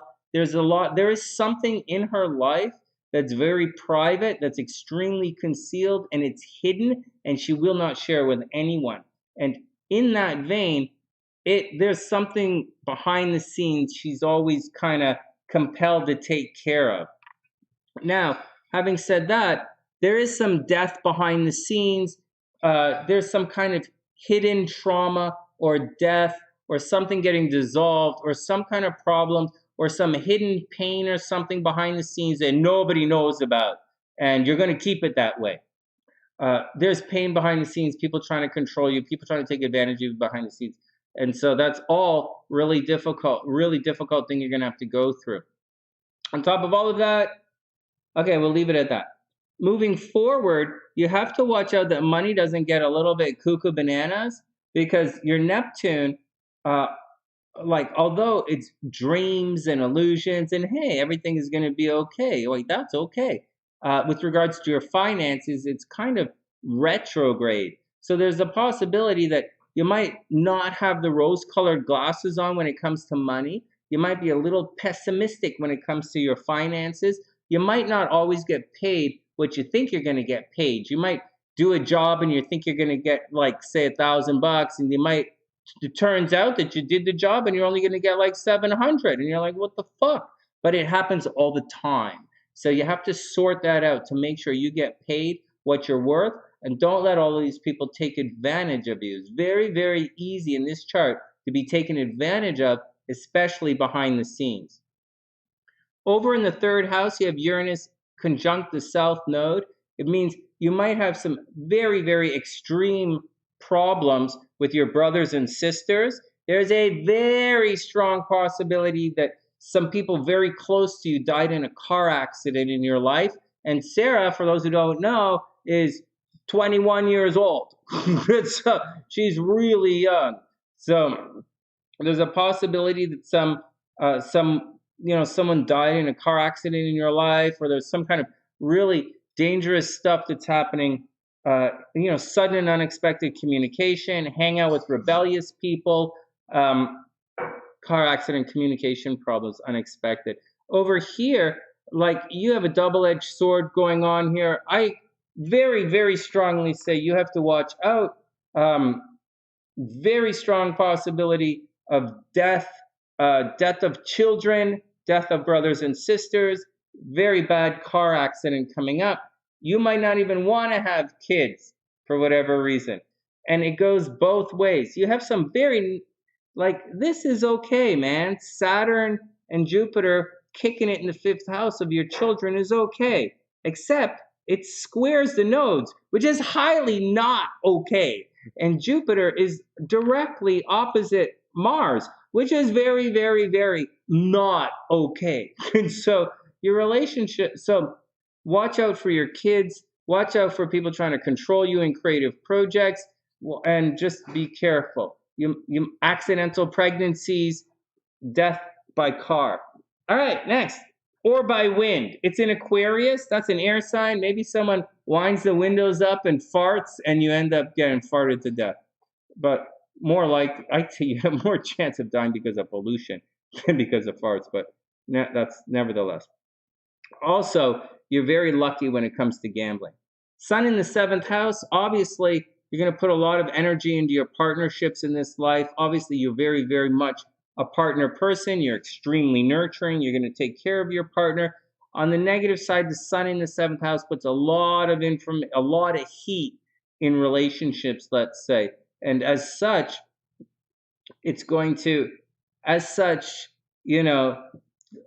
your relationships are going to be the spotlight. You're going to lose yourself in the relationship. You're going to lose your identity in the relationship. So there's a possibility that you might,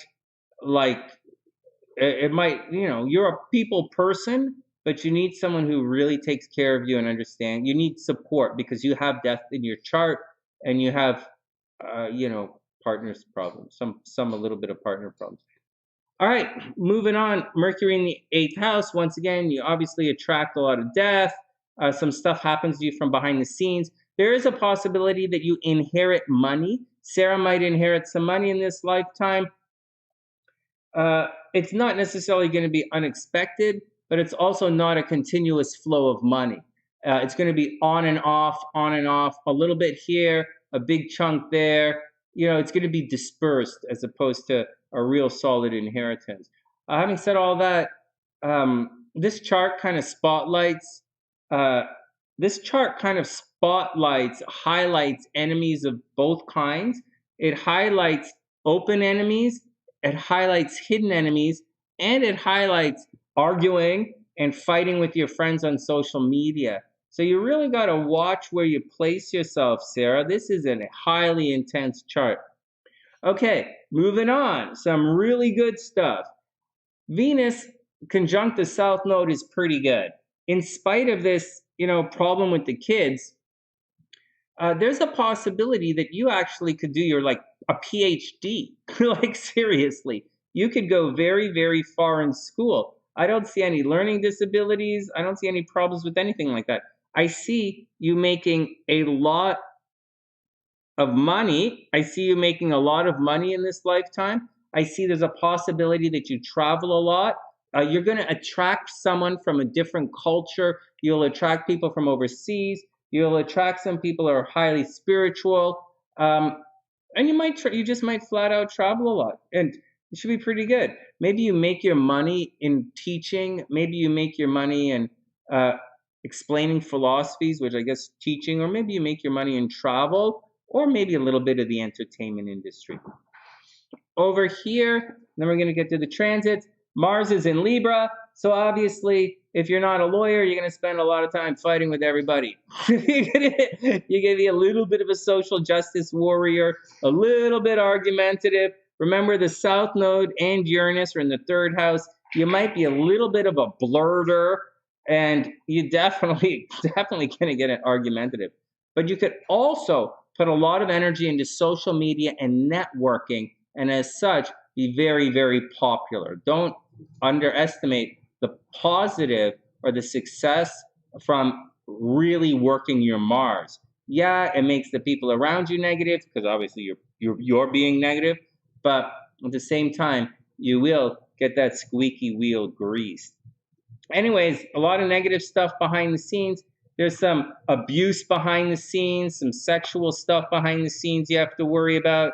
Little freaky closet abuse. People trying to control you, a little bit of death, watch out for it. Traveling, and popular on social media. All right, next. Transit time. Okay, so this is where things start to get interesting. That's just blah, blah, blah reading. Let's do transit time.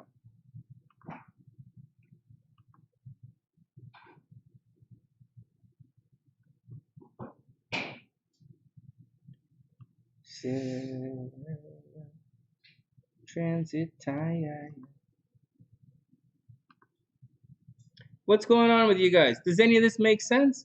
She's going to be fine. She's going to be fine. She's going to be fine. Okay, so here we go. Here's the action for right now. The first thing so there are 2 major things that are happening right now that you're going to have to watch out for.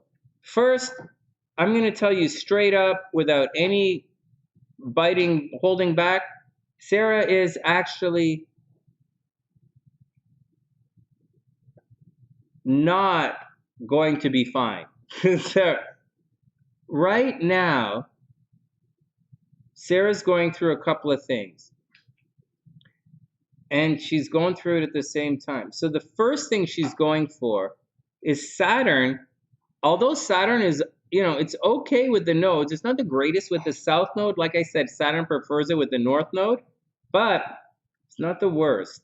But what's happening is Saturn is actually it's in the process of opposing your natal Venus. Everybody got that? Sarah's Saturn is opposing her natal Venus right now, and it's a transit.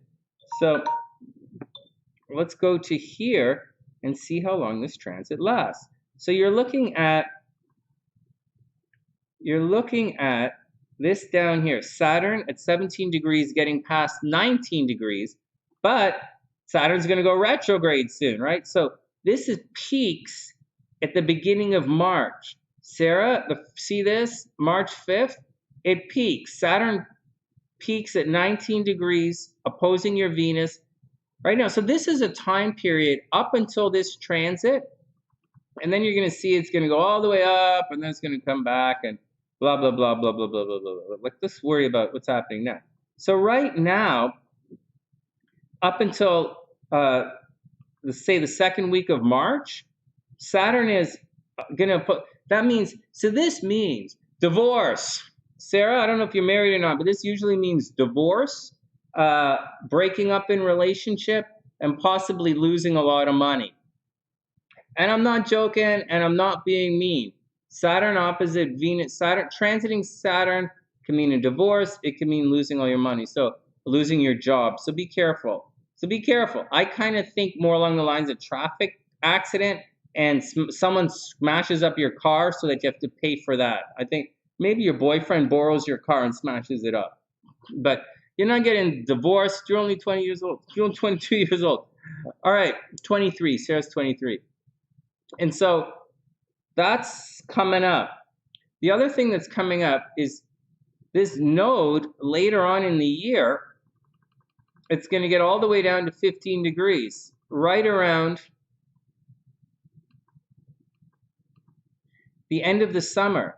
See, in September, right around September, the middle of September, you might get sick.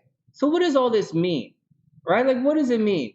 Sarah just went through her Saturn square, right? So she probably just broke up with someone. She probably just finished her degree, you know? She's probably just getting ready to go do her master's degree. She's just getting ready to go do all of this stuff. And that's what it means. So that's what it means. She just went through this big change in life. She just went through this big, painful Saturn square.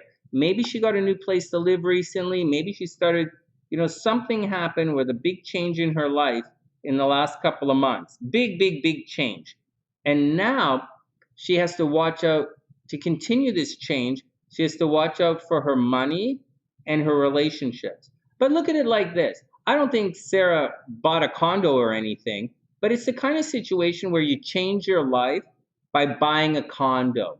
And when you buy the condo, maybe it's expensive, so it takes away your money, right? These are and I'm saying that because that's happened to a couple of people in the past when they went through these changes. It's not always like, oh my God, I'm going to lose my money and then I have to move. Sometimes you move. Most of the time you move, and it's expensive. And that's what I think is going on in Sarah's chart, unless she's actually getting divorced. But that's the deal. If I may recommend, very much, Sarah's going to have to watch her health for the rest of the summer. Her health might be in trouble the rest of the summer. Her money is definitely in trouble until the middle of March. So money problems until the middle of March. Relationship problems till the middle of the March. Health problems in September. Got it? Otherwise, get out and have fun because you have an amazing chart with a lot to do. And you might get a big opportunity to travel this year. You might not realize it, but you might get a big, big, big opportunity to travel towards the end of the spring. For real. For real, for real, for real, for real. And that's what I think. Big destiny, big thing from the past, right? Brothers and sisters, neighbors, people from the past are coming back right now. From the neighborhood, okay? People from the neighborhood coming back right now. And that's the deal, guys. There's Sarah's chart. I'm really taking too much time with these charts, but like, whatever. It's nice to spend a little time with you guys. All right, next. Who's next? Are we still online here, guys? Am I just... Okay, let me refresh this. And then, who's up? Is Jazz up, or do we have the compatibility reading?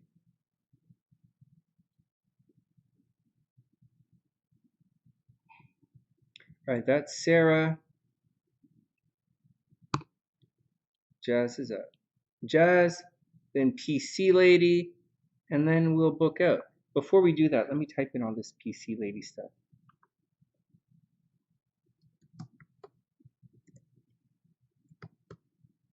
PC Lady 7787. Come on.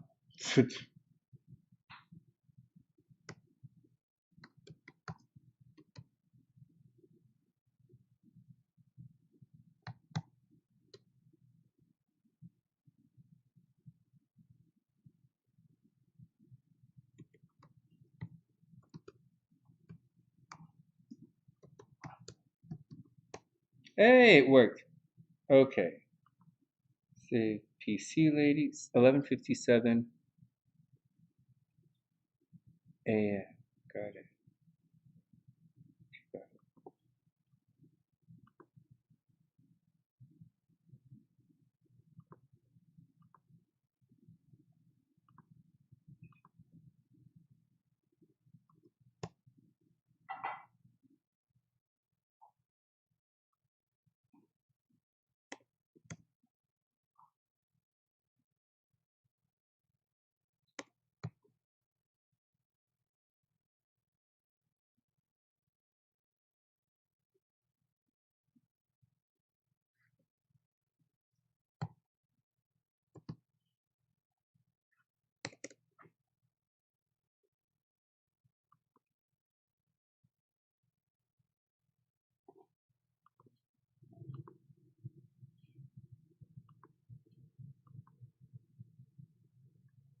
All right, Jazz is up. All right, let's paint this for Jazz. This is, so I want to explain some stuff about what's happening in the sky right now as far as love and money is concerned. And um, so let me just write down Jasmine's time stamp and I'll talk to you guys about it. This is a little bit more learning. Okay, here we go. Hey Beast, have a super, super, super amazing night. Sweet dreams, man. Thanks for hanging out, and I wish you the absolute best. The PC later, Jazz is up, and then you'll be up after Jasmine. So,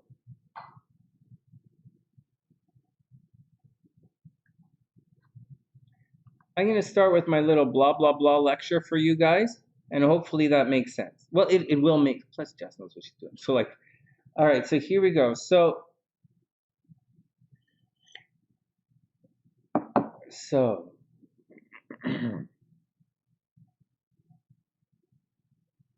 oh, Jasmine, you are, are,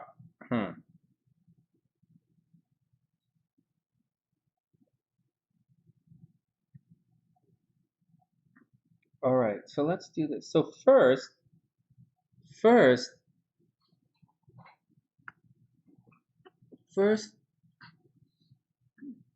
he was born in Minneapolis, Minnesota. Yeah, I got it. Wait, hold on a second.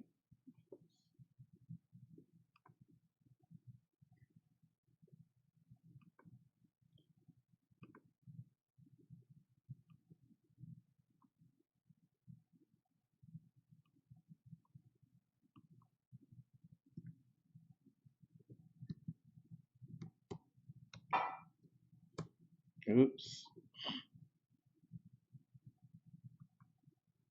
All right, good.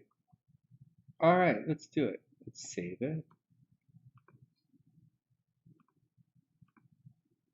All right, back to Jazz. All right, so here's the deal. First, before we do anything, Jazz is really lucky right now.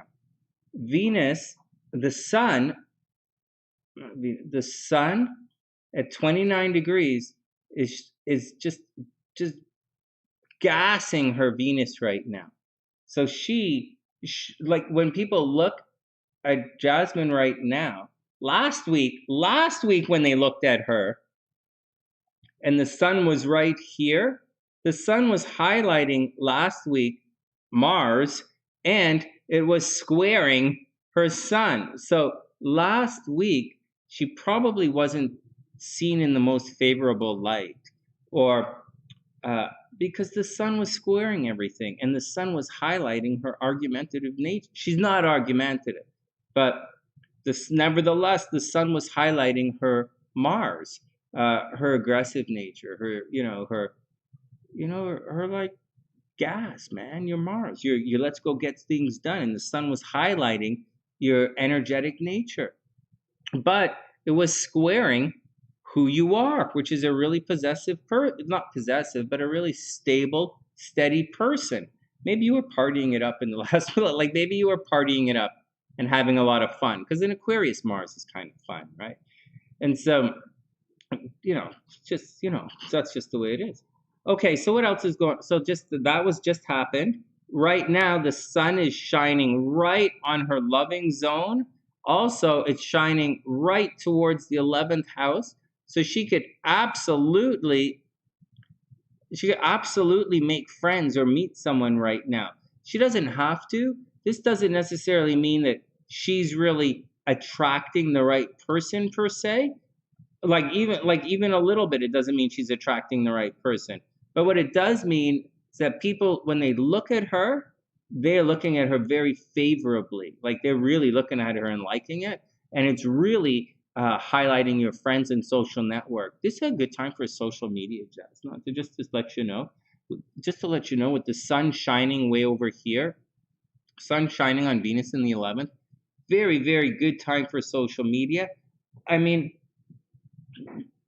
I really think, like, I understand, I know what divorce is like, and I understand you've got the pain is about to come through, right? That like there's no joke. The pain is about to come through. We all know that. And so, but you're shining in the love game right now. So I really think you should go enjoy it and take advantage of it, because when Saturn starts to creep, it's going to be hard work time. It's, when Saturn makes its angle to Venus, it's not going to be fun like Jupiter. It's not going to be like super lovey-dovey like the sun shining on Venus. It's going to be Saturn shining on Venus, which means you're going to have to go the extra mile for love. Maybe you're going to end up with someone older. Maybe it's going to be, but whatever it is, it's going to be a significantly more stable and mature relationship when you get a little bit of Saturn, when Saturn starts to pass through. So if I may recommend, I know I haven't talked about the divorce yet, but what I may recommend, I think you should really go have as much fun as you can. Because when Saturn creeps in a couple of months, less than a couple of months, but in a couple of months, you're going to want to, and then Saturn is going to go retrograde. So watch this, Jazz, just to let you know, let everybody know. See, 22 degrees is right here, is her descendant. When Saturn is going to creep in here, and then it's going to creep right here. It's going to cross Mars. I think it's going to reach Mars in the next 2 months, and then it's going to go retrograde. It's going to come back. So something is going to happen. So the emphasis right now is hard work in your day-to-day life. Hard work, like doing the hours, like doing the hours. And that's where the action is right now. Hard work, doing the hours, really pushing your career. Then in the next 2 months, Saturn is going to push right into here, and it's going to enter into your 7th house. When it does, it's probably going to start killing the relationship for real. Remember what I said a second ago, before I came on? You just got to find it, and find where everything goes back and forth. Like there's a Uranus thing that happened to you as well that we might not be, overly looking at, right? At not 11 degrees, maybe making an aspect to your Neptune in the 5th house, kind of fucking up your love life like that. Anyways, let's just take a moment and go find it now. So when is Saturn going to pop into here?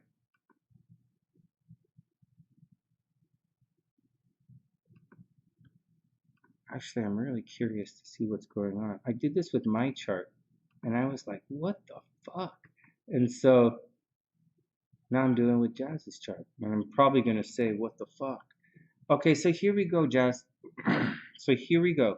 We're looking for when Saturn is going to cross this line. Once Saturn crosses that line, then the divorce gets serious.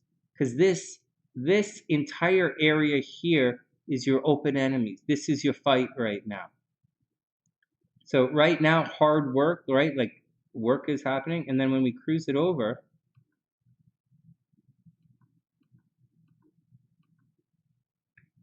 so there we go. April 2nd. That's it. April 2nd. And then it's going to get bad. Saturn is going to cross Mars, Saturn-Mars conjunction. Bad, bad, bad, bad, bad. Right? Saturn-Mars conjunction, bad. Then it's going to, right around the end of May, they're going to conjunct. Right around the end of May. Bad, bad, bad, bad, bad. But don't disappear yet. Are you guys seeing this 25 right here? Okay. Hey, Sage, what's up? Mom? Oh, it's Deanne's mom? All right, pause. Let's pause this for a sec. Hey, Deanne, to Deanne's mom. Hey, so I hope you're having a super amazing day. A couple of Sunnysiders have their birthday right now. It's Richelle's birthday tomorrow, and it's Deanne's mom. So Deanne, to your mom, what's up? I hope you're having a super amazing day. All right, let's get down to it. Hey, Sage, what's up, playa? I hope you're having a super, super, super amazing day. I hope everything is cool. We're just checking out Jazz's chart. I was doing the little thing on what's happening, and now we're going to go into the divorce area. So she says the divorce is in June, and this is that lines up with the astrology. The Saturn is entering into the 5th house. It's going to cross the Mars. It's going to break things up. This is a very hard transit, Saturn conjunct Mars. But what you'll see is right around this time, just when she thinks she's about to be free, right in June, oh my God. So Jazz, I'm not sure what date everything is set, but we have right here, right around the time period of June 11th. Oh shit, I'm looking at the wrong planet. So right around June 5th, the beginning of June 5th, like Saturn is going to be here for a while. And right around June 5th, all hell's kind of going to break loose. And Saturn's going to go retrograde. So you're going to have to, everything you're doing now, everything now with your job and then into the relationships, you're going to have to redo this. Saturn's going to come back. So don't stress anything out. Between now and the divorce in June, don't stress it out. You're going to go back and redo, and it should be obvious because you're going to lose money, right? Like, June's not necessarily the greatest time. And we're looking at the beginning of June when all of this begins. See, this doesn't necessarily have you winning a legal battle. Like Saturn is in the 7th house. Like that's a legal battle. And Saturn doesn't necessarily help you win legal battles, especially a retrograde Saturn. But it is in Aquarius, and Aquarius is quite helpful for Saturn. So that's pretty good. At the same time as this, in June, Mars is going to be in the 8th house. So, unless like a Pisces walks up and really starts to pee on your foot for real, and you get some kind of bacterial foot disease, money's going to leave your chart. So in June, you're going to have some big expenses, and you're going to have some big legal expenses, right? It's the karma of this house, right? This is legal battles, and this is paying for it. This is winning legal battles, and this is getting money from it. But it looks like there's going to be some problem. It's not going to be that easy, and you're going to have to go back. You're going to have to go back over a lot of stuff. There might be a paperwork problem. There's going to be some kind of problem. So, or fuckery, flat fuckery. But whatever you do, and you already know this, don't let the guy push you around, because there's no reason to let him push you around. And the Virgo, so you're a Leo rising, right? Let's just take a chart, and I'll show you what's going on with the Virgo rising. So let's lose your chart. The Virgo risings, it's all about, it's not a Virgo rising. Just give me 1 second and I'll do the Virgo rising thing for you guys. So if you're a Virgo rising, right, it's all in romance and creativity. These Virgo risings, they've got the panties on overcharge right now. right? That guy's got sparks in his man panties.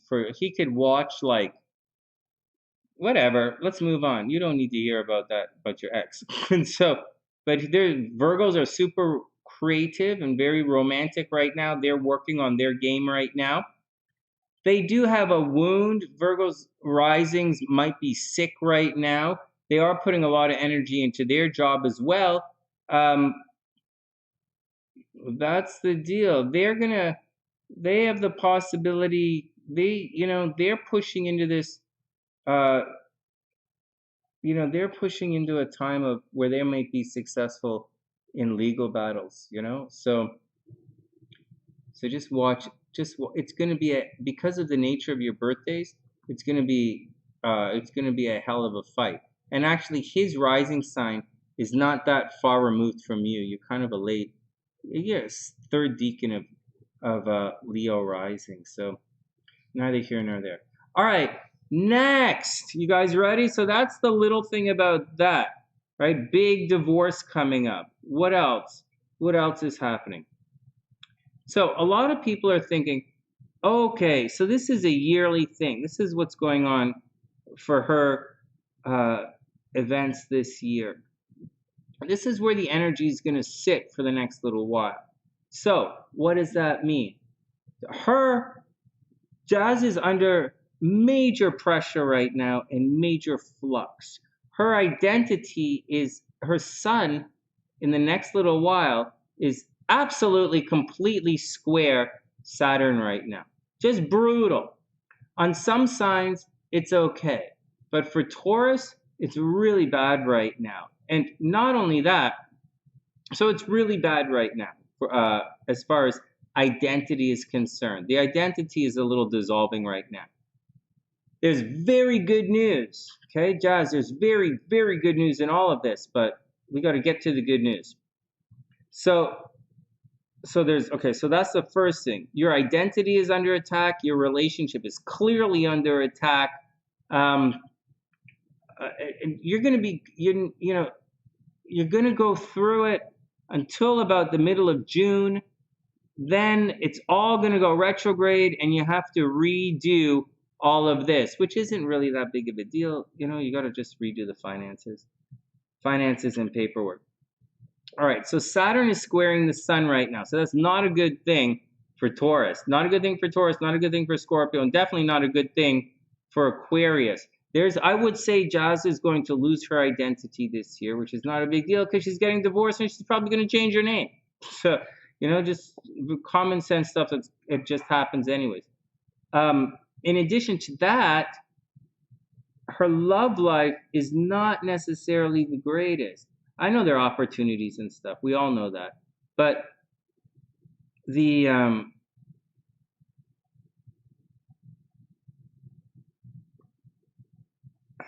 let's back this up. So we're going through a phase now, right? No, her love life is going to be okay.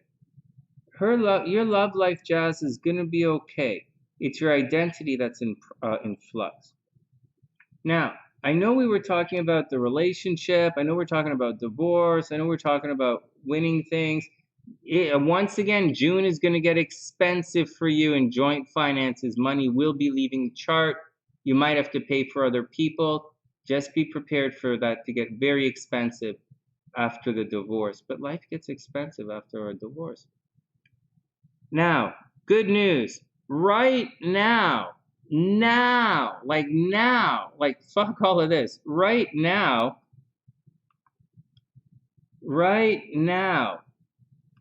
Jasmine has the opportunity to really go through she has the opportunity to really advance her job, man. Look at this. Right now, for all the bad things we've been saying about the nodes, all the really bad things we've been saying about the nodes, right now, Jasmine has a real opportunity to succeed in business for the best opportunity for the next 20 years. So it's probably 17 years right by now. But you should absolutely, without any question of any kind, push your publicity and your popularity as hard as you can. this really is your time for it. You can see nothing is coming around. It's going to take a while. Look, Jupiter's in Pisces, and it has to make it all the way to the end of Taurus. It's a long way to go. You know, Saturn's not coming to help you. Jupiter's not coming to help you. The North Node is there right now. So whatever. So you push the career, push the career, and just do your best to fuck over the ex. And that's my honest. That's honest. That's my answer to everything. All right, next. What are you guys talking about?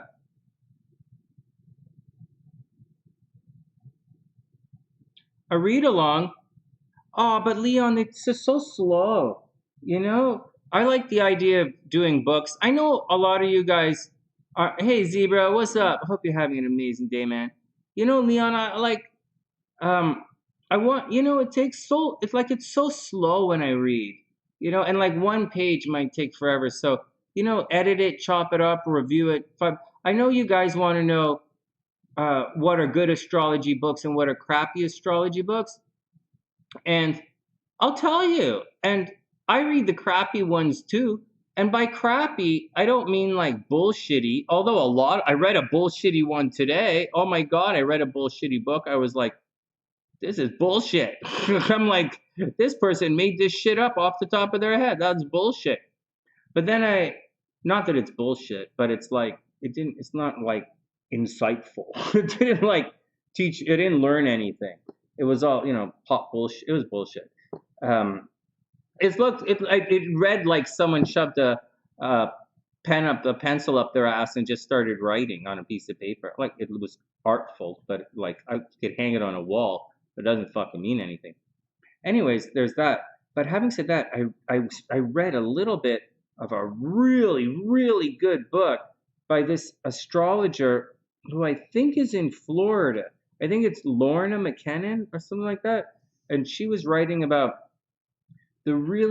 how to deal with a toxic version of each sign. And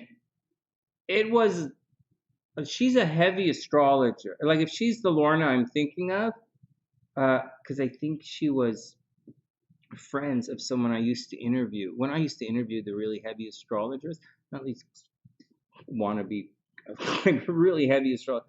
I interviewed one of their crew, and she was really nice to me. It was really nice mentoring for me. She mentored me a little bit, and so I have a lot of respect for them.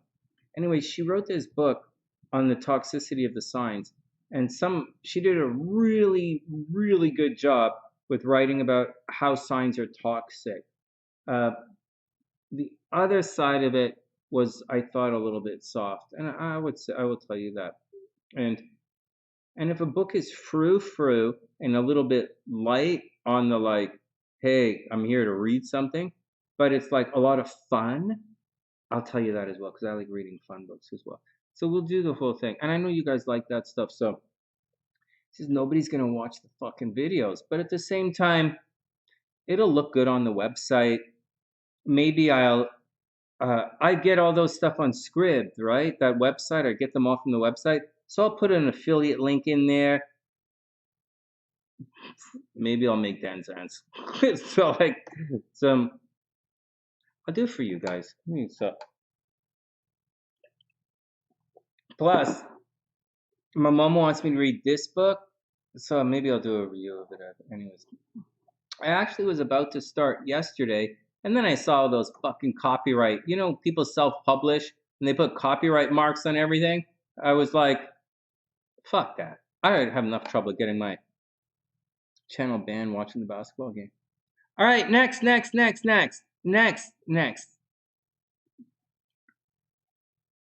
Jazz is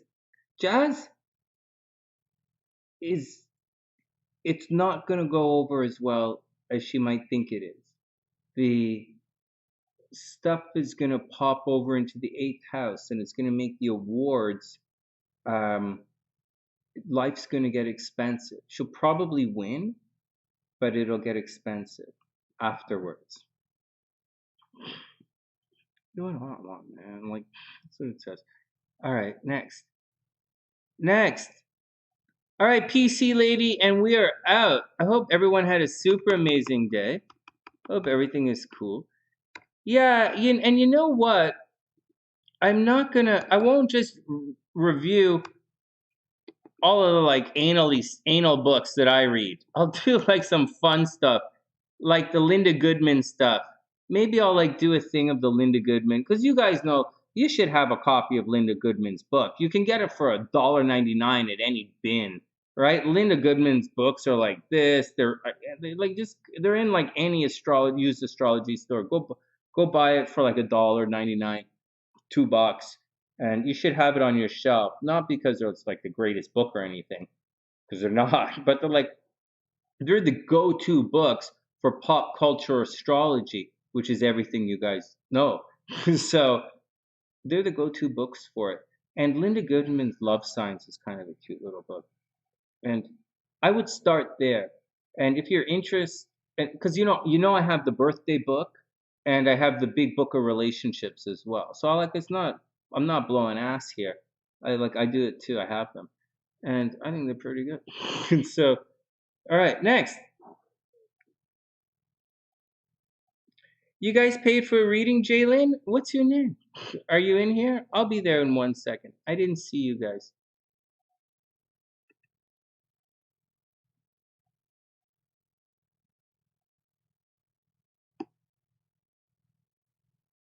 Oh, someone snuck in. Oh, no, no, no, no, no, no, no, no, no.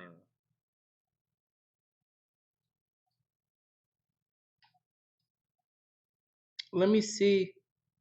Is this what I'm doing right now? I'm afraid to click on it. Is this Lene?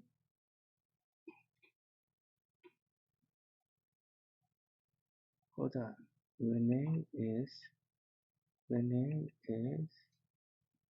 Lene is.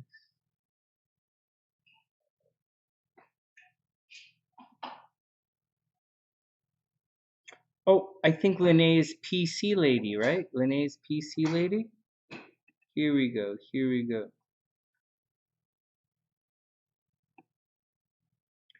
Jalen, what name was it under? Can you tell me what name it was under? And I'll just double check. Not really a big deal. I'll just double check. Mm, mm, mm, mm.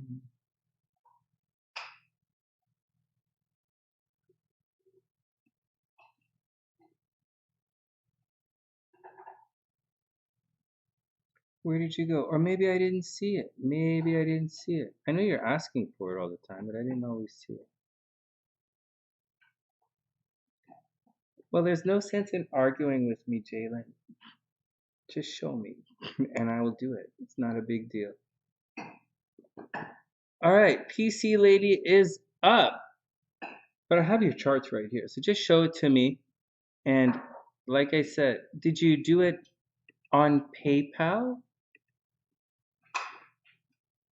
Because that's right. Because I might not have saw it, right, when I was looking at readings.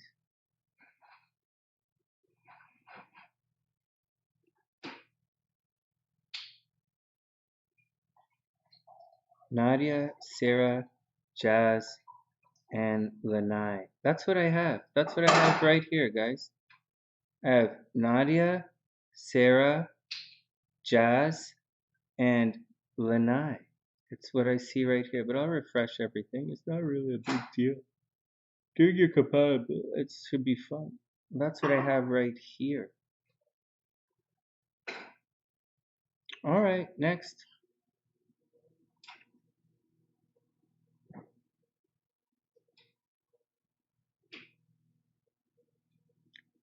Well, send me the receipt, Jalen. Take a picture, email me the receipt. It's right here.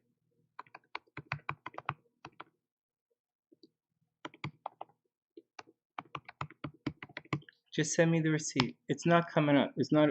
Sorry.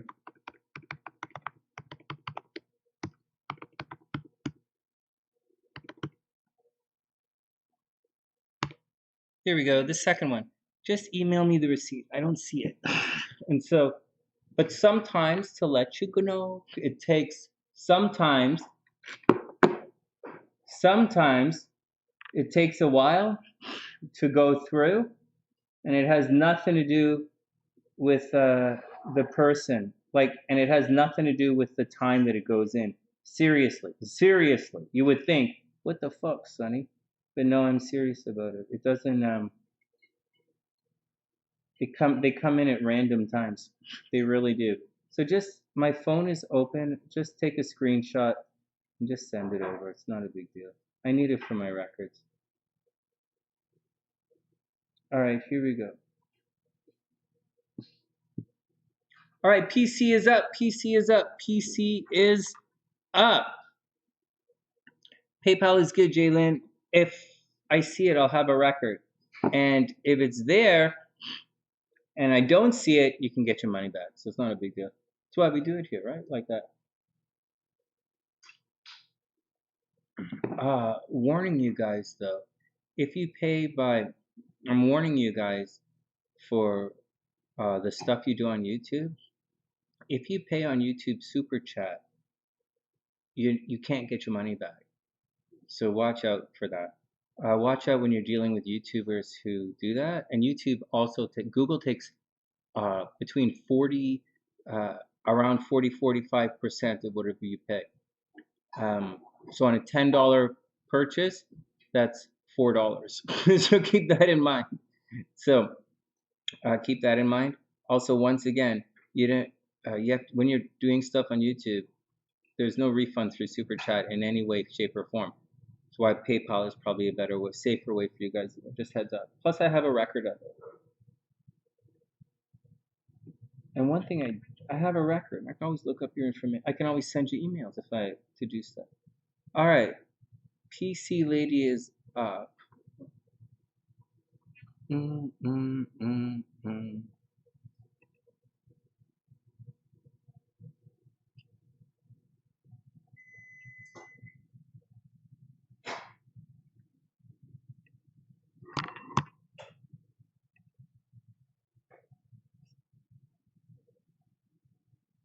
Okay. All right. Let me just check one more thing to see if these guys snuck in anywhere else, and then we'll get on with things.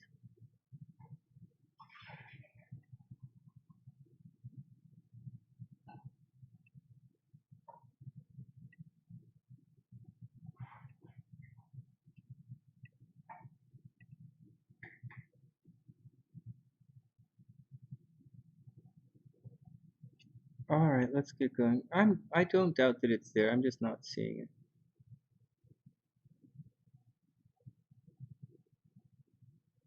All right, let's get down to it. PC lady is up. Hey, Jalen, if I don't see it, we'll add you to the. We'll get you to. If I don't see it, then you'll be up the next time. No big deal. I just put you on the list, and we'll hang out together, and we'll do it. You guys are gonna have a fun chart, and I have your charts right here. I pulled them up at the very beginning. You're right there. Casey and Jalen are right there. All right, let's get down to it. Next.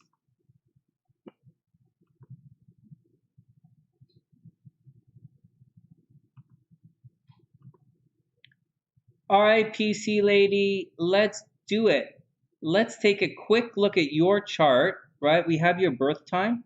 We'll take a quick look at your chart, not like quick, and then we'll see, just to see what we're dealing with. And then we're gonna, see how you guys work out. Shit, I did 2 charts. Fuck. Hold on. You're looking at one chart to see what kind of problems you might encounter in relationships, and then we'll move forward. Because, you take it one step at a time, right, PC lady?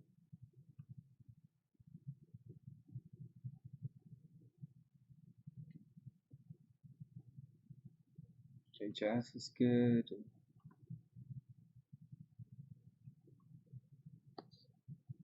All right, let's do it. So PC lady, again, Cancer. A lot of Cancer energy tonight. Lot of Cancer energy. So check this out. PC lady is a Cancer Virgo rising. Have I looked at this chart before? 87, 11:57 a.m. This is looking a little familiar. Hey, PC lady. So you should be. So you're okay. So PC lady, here we go. So This is a bit of a tricky chart. Like it's a wheel, a wheel formation. There's always something going on in your life. You're always probably pretty busy, or something is happening, for better or worse. There's no like really good days or bad days. It's all busy. But there is stuff that's happening right here that you should be aware of. There's a lot of energy at the top of the chart, and you can be very, very popular, very popular, highly recognized. Everywhere you go, everybody knows you. You should be very successful at work. But there's a problem here. Mercury is retrograde, and it's behind your sun. And Venus is behind your sun as well. And Chiron is right here behind your sun.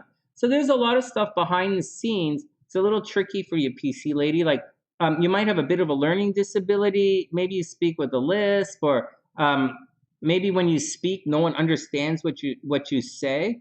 You're not like a super shy Cancer. Like the last Cancer we looked at, she's a little bit moon in the 12th, right? She's a little bit reclusive, a little bit take it easy, keep to herself. You're a different kind, even though the other chart was really fun, right? She had that Leo stuff. You're a different kind of Cancer. You're like a Cancer. And you might be like a really nervous kind of Cancer with that Virgo rising. You might come across as nervous, or you might be a very sporty Cancer, or a very analytical kind of Cancer, right? That entire deal. But at the top of the chart, people probably gossip about you. Like they probably gossip about you. They don't necessarily have the right information about you. They think that you're very analytical, and you might be a little bit of grouchy kind of thing, and they don't fully appreciate your input, and they say bad things about you. There's also a possibility that you get into secret relationships yourself, even though everybody sees it and everybody loves you when you're in public, and when you're outside, people walk up to you and they might give you stuff. But you might get into secret relationships, or you might not feel the love of your partner as you go through things. Over here, you probably come off as a very, very sexy crab. You know, Lilith right in front of the sun is the sign of a sex symbol. So very publicly, you could be a sex symbol, or people see you as PC lady. People see you as a really sexy crab. Anyways, your Mars is there too, so you might be a little bit argumentative, a little bit pushy.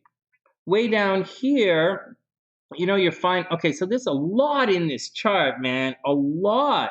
You take your relationships for granted. You probably always think you're going to be in a relationship. You're very competitive in relationships, and you take it for granted. So make sure you don't do that.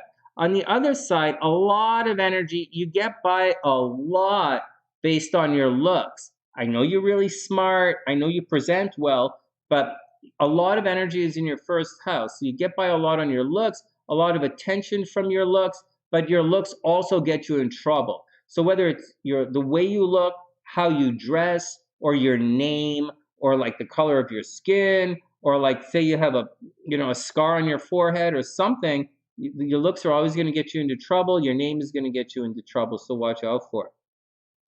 Over here as we go along, you know, your moon is in Scorpio, so you probably have a very close association with the occult. You probably see dead people. A pretty serious chart here. Saturn and Uranus here in the third. Like there's a problem here. You might have had your movement highly restricted at one point in your life. Maybe you went to jail at one point in your life, or you went to boarding school in your life, or you joined the army at some time. But your movement is going to be restricted. It's going to be sudden. It's going to be unexpected. It's going to cause a lot of problems. There's also a problem with maybe you're fighting with your brothers and sisters, or you're fighting with the neighbors, or you want to travel. Like something at a distance is going to cause a lot of pain unexpectedly with your brothers and sisters. Watch out for it. Like one of your brothers, they might go traveling and get sick when they travel, or injure themselves when they travel. You have to watch out for your movement being restricted. Watch out for being blamed for things you didn't do. Watch out for being arrested.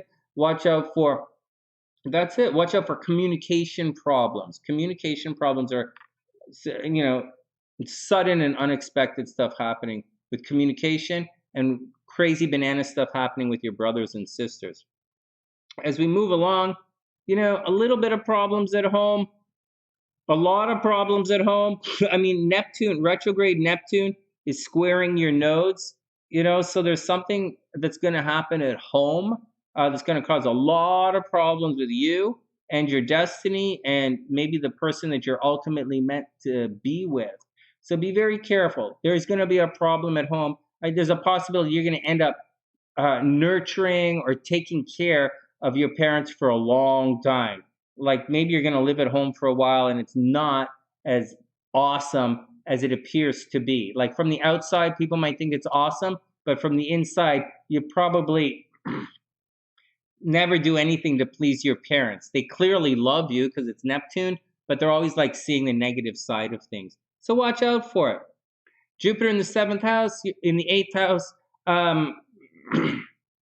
you have to watch out for fire. It's in Aries, death by fire. There's a possibility that you're going to inherit a lot of money, like a lot of money. And it actually it's okay. That's okay. One thing you have to watch out for is Jupiter in Aries sextiling Lilith, right in the 10th house. You have to watch out for problems in your sex life. Problems with your money, problems in your sex life. Maybe you come across as an actress, you take a lot of sexual roles or whatever. It's Cancer, it's nurturing, taking care of other people, so whatever. Maybe you become famous for taking care of other people. Just watch your money because some people are going to try and take your money. You should make a lot of money, but someone's going to try and steal it. So watch out for that. You might have problems at school. Again, Chiron is in the 9th house, so higher learning, education, maybe problems at school, maybe you got embarrassed at school or something like that. 10th house is absolutely stacked, so expect to be popular. All right. Okay, enough PC lady stuff. Sorry, that was like a massive reading. Sorry, PC lady. I didn't mean to spend all that time just going on and on and on about it. We're supposed to be doing your compatibility. I didn't even go on to say you were doing, I didn't even read your transits. All right, here we go. So what are we getting involved with? What's the action with this guy? So he's 1986, you're 1987, so you're going to have similar, the slow-moving planets, the generational planets will be in similar spots. Well, they should be in similar spots. 86, 87? Yeah, look. See, similar spot, similar spots. That's not really that big of a deal. But here's the deal with this relationship, whether you think it's a good thing or not. The very first thing you're going to want to know is this guy has Venus, puts his Venus in your 12th house. And it's like that's the first thing. So this might end up being like a bit of a secretive kind of a relationship, or it might be no, he doesn't tell anybody, or it might be a relationship where you find you guys staying home all the time.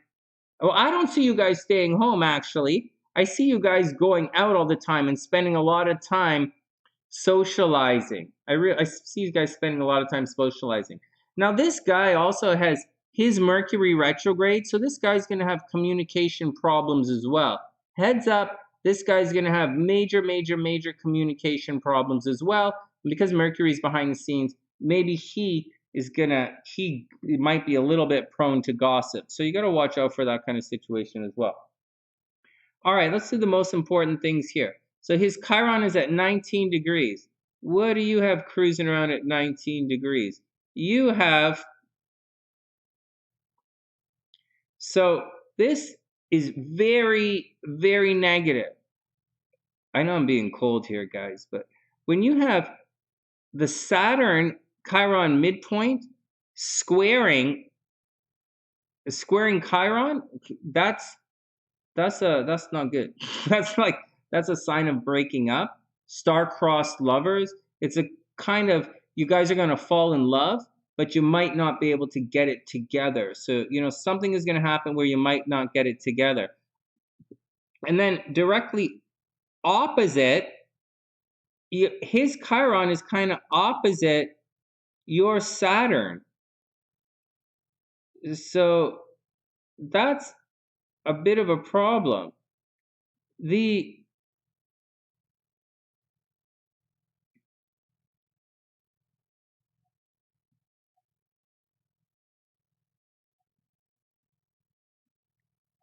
Are you guys dating? Hey, PC lady, you guys dating right now?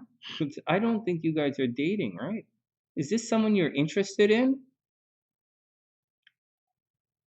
Is this something you guys are together? You know each other, right? You're in Minnesota together, or you're in Minneapolis. Well, you guys are in Minnesota together. So like, this is a tricky kind of situation. Like right off the bat, there's a lot of stuff keeping you guys away from each other. Like just keeping each other away. It's a tricky situation to start with. Just letting you know. 19 degrees, anything good? All right, let's see what's next. So that's that. You have your Chiron at 24 degrees. So it is making an aspect to Mercury, but that doesn't really count. Like, not there. And then we go 24 degrees. This is not good, but it's kind of on the outside. 20 degrees, it's a little far. It's a square, but it's a little far. 24 degrees, that's okay. That's not really a big deal either way. And then we have 24 degrees. That's okay. 22 degrees, this is a thing. Ay, ay, ay, ay, ay. Ay, ay, ay. I don't.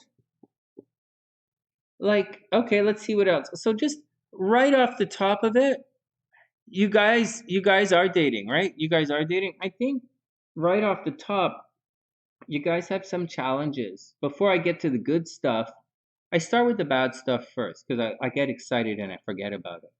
But you have some bad stuff in your chart, and the so it's not fighting, right? It's not fighting. It's not arguing. Fighting is like, you know, oh my God, he has a retrograde Mars. Oh my God. Oh wow, this guy puts his energy in really weird places. Oh my God. All right, forget about all that Chiron stuff. I just want to say one thing about that Chiron stuff in the Magi astrology. It doesn't mean you don't love each other. When you have those squares that I just pointed out, it's usually a situation that you guys really care for each other, but you got to figure out how to make it work. Like maybe he's always traveling, or maybe you're always traveling, or he's got to take care of the kids, or some kind of thing has got to happen, or he's always working, or you're always working, and you guys can't get it together. And that's usually a case in this situation. Someone lives in a different city, that's usually the case. So you're going to have to put it together somehow. It's not usually the case that you don't like each other. It's not usually the case. Now, as far as love is concerned, you can clearly see a bunch of like massive connections in the chart. Like, obviously, your sex life is probably out of control. His Mars is directly opposite your sun. So he's got he has, like, this guy is tight in the man panties for you. Like, he just is. And then, it sort of branches off a little bit to the Venus and the, like his Mars is there. Then you give this guy the horny. So there you go. So there you go. So that's the first thing. His Saturn is in conjunct all of this, right? And the Uranus, so you don't really have to watch out for that. You don't really have to watch out. I'm sorry, your Saturn is across from all of that. All right, let's get back to it here. So the first thing we want to look for is the moon to see if the guy is even into you. Oh my God, your moons oppose each other. Oh wow, you guys really do think you relationship material. Oh my goodness. Oh my goodness, you're really into this. You are into this guy. Oh my God. And his vertex, 24 degrees relationship, he sees you as relationship material. Oh my God. Let's say Jupiter in Pisces, you guys are going to be really successful. Oh my God. He really likes you. 24 degrees, 26 degrees. What the fuck? Hey, you really like this guy, don't you?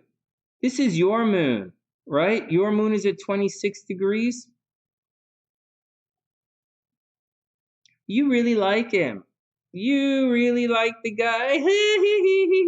Sonny, stop it. Yeah, go. Yeah, okay. I get it. You like your guy. Okay, whatever. All right, you like him. All right, next. is he gonna stick around? That's the thing. Is he gonna stick around? 26 degrees. Oh, well, he obviously, again, he gives you this horny. Holy shit, what are you, like some kind of supermodel? Like the guy, you give this guy the freak out horny bananas. All right, what else does he do? 26 degrees. Yeah, the moon. You have the moon. Uranus. You guys are probably a little fun, a little zany, and Jupiter, right? A little fun, a little zany. It's not perfect. There's a lot of caring. You really like this guy for some reason. And he is going to, it looks like he's going to stick around. All right, that looks really good. All right, moons are good. Let's take a little bit of Venus action. You notice, guys, I didn't look at the sun yet, right? Let's look at the Venus action at 2 degrees. So if you really like this guy, holy Jesus, 2 degrees. Okay, so there's a possibility that you guys have a psychic connection, or there's obsession going on here. So you have a Venus-Pluto connection. Pluto is right between Venus and Mercury. So I would imagine you guys, like, he obsesses over, or he makes you obsess, and you want to, like, he really triggers your obsession. Like, you don't want to lose this guy. For whatever weird reason, you absolutely want to hold on to this guy.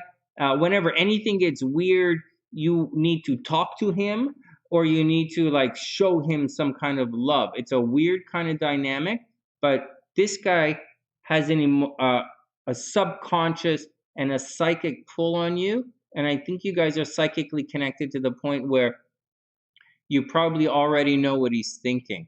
Does that happen? What do you guys? Oh, Jaylene, is that you who did that? Hey, no problem. Let's do it. That's cool. I didn't realize it was you. No problem. Let's do it.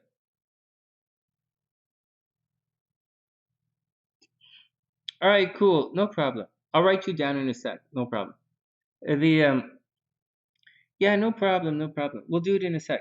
This is a synastry reading right here, right? All right, cool. What did you guys do? You guys.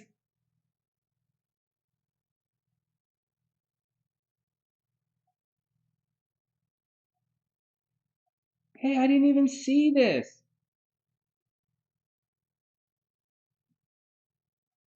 No, I'm telling you. I didn't even see this. Well, that's how it works, man. That's how it works, Jaylene. It doesn't. I didn't even see it. Well, there you go. It's not even here on my thing. Well, we'll do it. It's not even here on my thing. What? It's not even here on my thing. I swear, it's not here.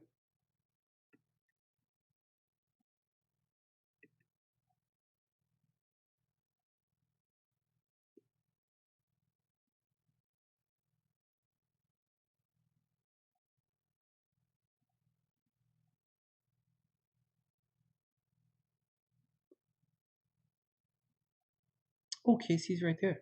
Casey's right there. All right. Well, whatever you guys want. Let's do our thing. All right. Here we go. What's going up, PC lady? Both you think what? So, all right. So here we go. Oh, both. Well, Jaylin, it's usually $35 for the thing, right? But we'll go through it. All right. No, PC lady, this is obsessive. Hey, wait, hold on a second. Everybody chill out. I'm getting distracted here. It's not. Obsession doesn't mean love. Everybody hold on. Oh, don't worry about delayed. It's all fine. Obsession doesn't mean love. Guys, calm down. Obsession doesn't mean love. Not even remotely. Obsession doesn't mean you're supposed to be together. Obsession doesn't mean anything. It means obsession. You could be obsession over a goldfish and you'd be like, okay, whatever. You could obsess over a car, third house. You could obsess over your job, 10th, sixth house, your work. You could obsess over details, sixth house. You could obsess at the gym, sixth house. You could obsess relationship, seventh house. A lot of things you could obsess over. Doesn't mean love. It means obsession. Cool. cool.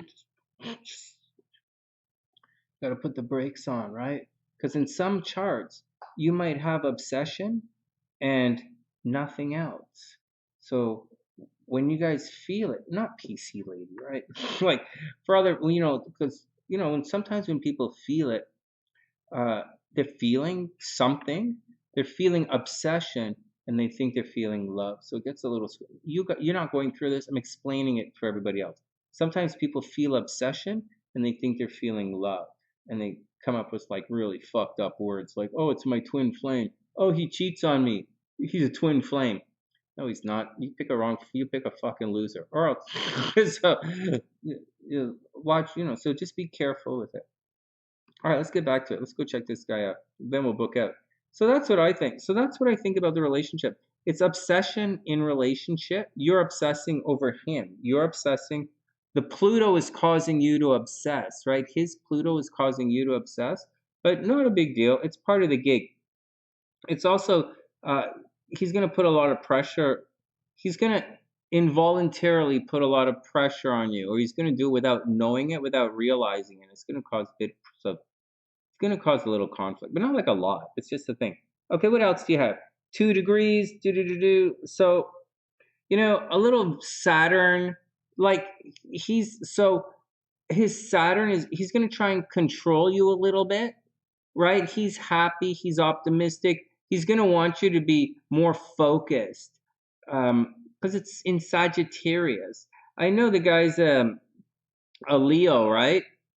Oh man, I don't know if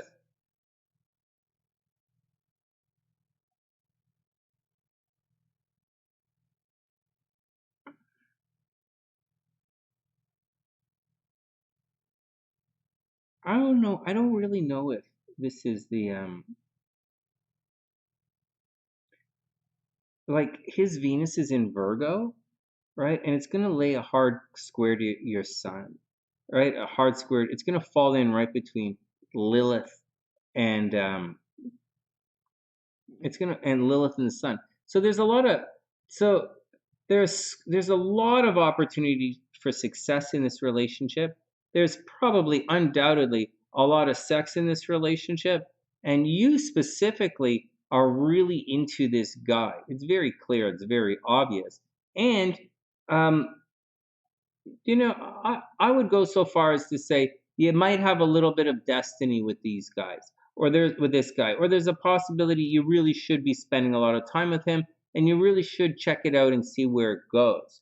Um, I think there's a lot of luck in this. I think there's a lot. I think you guys are pretty lucky together. I think there is a bit of love in this relationship, and I really think you guys can make a lot of money together.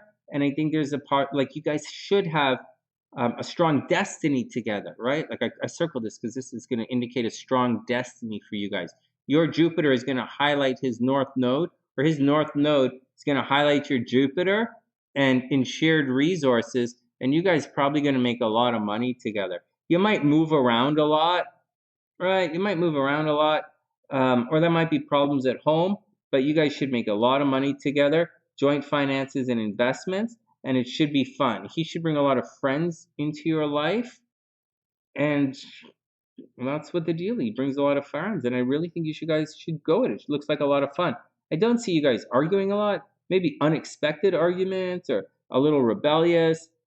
More along the lines of you guys aren't going to travel around. You guys aren't going to move around. Your movement is going to be restricted. Very plotting, and very planning, very plotting, and that's the deal. That's what I see. I think it's okay. I mean, again, you guys are Leos. I mean, he's a Leo. Is a Leo the best sign for Cancer? Not really. But, like, at the same time, he has some astrological aspects that might make him a little bit special. And Leos have a habit of breaking Cancers out of their shells. But you're not a traditional Cancer. You should be a popular and very fun Cancer, and I can easily see why you attracted a Leo. It makes sense.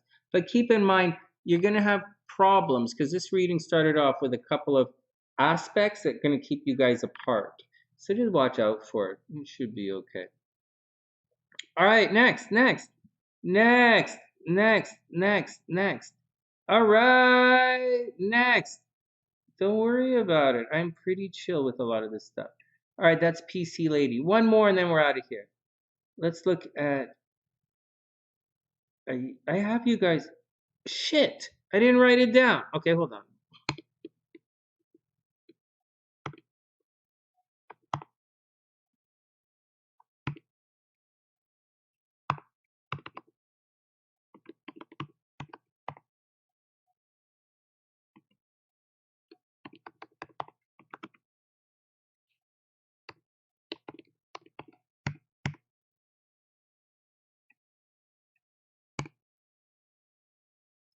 All right, Jalen, here you go.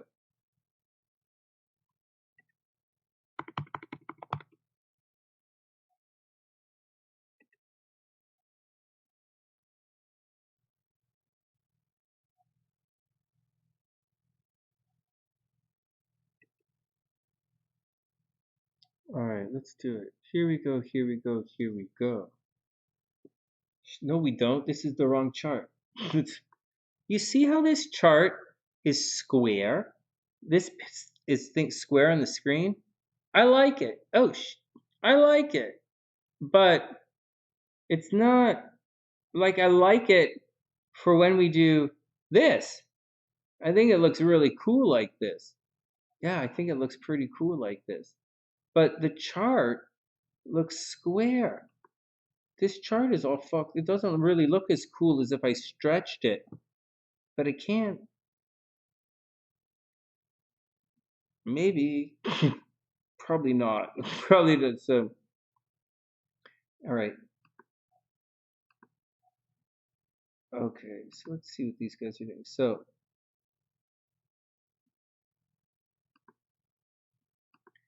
all right, Jalen. Casey, here we go. Jalen's on the inside. Casey's on the outside. Here we go.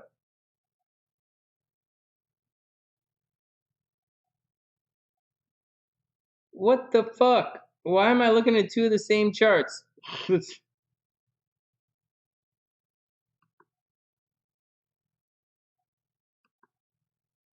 these are different charts. Okay, hold on. Let's try this again.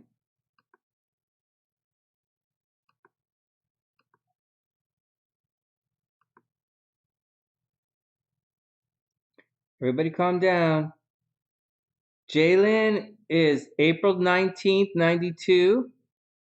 Casey's December 16th, 1990. Let's get the dates right. Let's see if you lovebirds are supposed to be together. Ooh. What's the dealio ascendant? Hey guys, is this Casey's correct time, 5:41? I'm gonna spin this around. Look at PC Lady, I think I'm fun. You probably are fun. Hey, watch. Let me switch this around. You see, when you look at the chart like this, just before we do anything, when you look at the chart like this, you're like, hey man, how did these guys hook up? Like, what's the dealio with this theme right here? Right? This is on the outside. When you look at it, I just did it like this so I can see it when we move on. So when you look at it, you're like, is this really a love chart, Sonny? Are these guys really hooked up? What's the deal? I mean, like there's no relationship shit. You know, there's no like this here. They don't even have like a past life thing. And this guy spends all his money on the girl, right? So like, what the fuck? So like, or she, Jaylene, because Jaylene actually ends up spending a lot of money because of Casey and shared resources, right? Like because of Casey, Jaylene has to spend money on things, right? Like shared resources, like on the kids or something like that. So you're like, what the fuck? You know, you're like, what the fuck is going on in this thing? How these guys end up together? There are a lot of reasons these guys together, and you'll see them in a sec. But before we do that, let's spin the chart around. So this is Jaylene up here, which puts Jaylene on the inside, and it's Jaylene's ascendant. Okay, so if we switch it around, watch this, you guys are gonna freak. When you switch it around, you guys are gonna be like, Casey's 541. Yeah, I've got it. Watch this. When we switch them around, you're going to see something pretty cool. So Casey's on the inside, Jalen's on the outside, and suddenly you get houses over here in the 7th house. Pluto's down here, partying it up. You guys probably have a lot of crazy fun times together. Pluto in the 5th house, crazy fun times. That's why I'm saying that. A little bit out of control, right? Like you have to watch out. As a couple, you have to watch out of partying too hard at other people's places, right? Pluto in the 5th house. All right, let's get back down. Let's get back to it.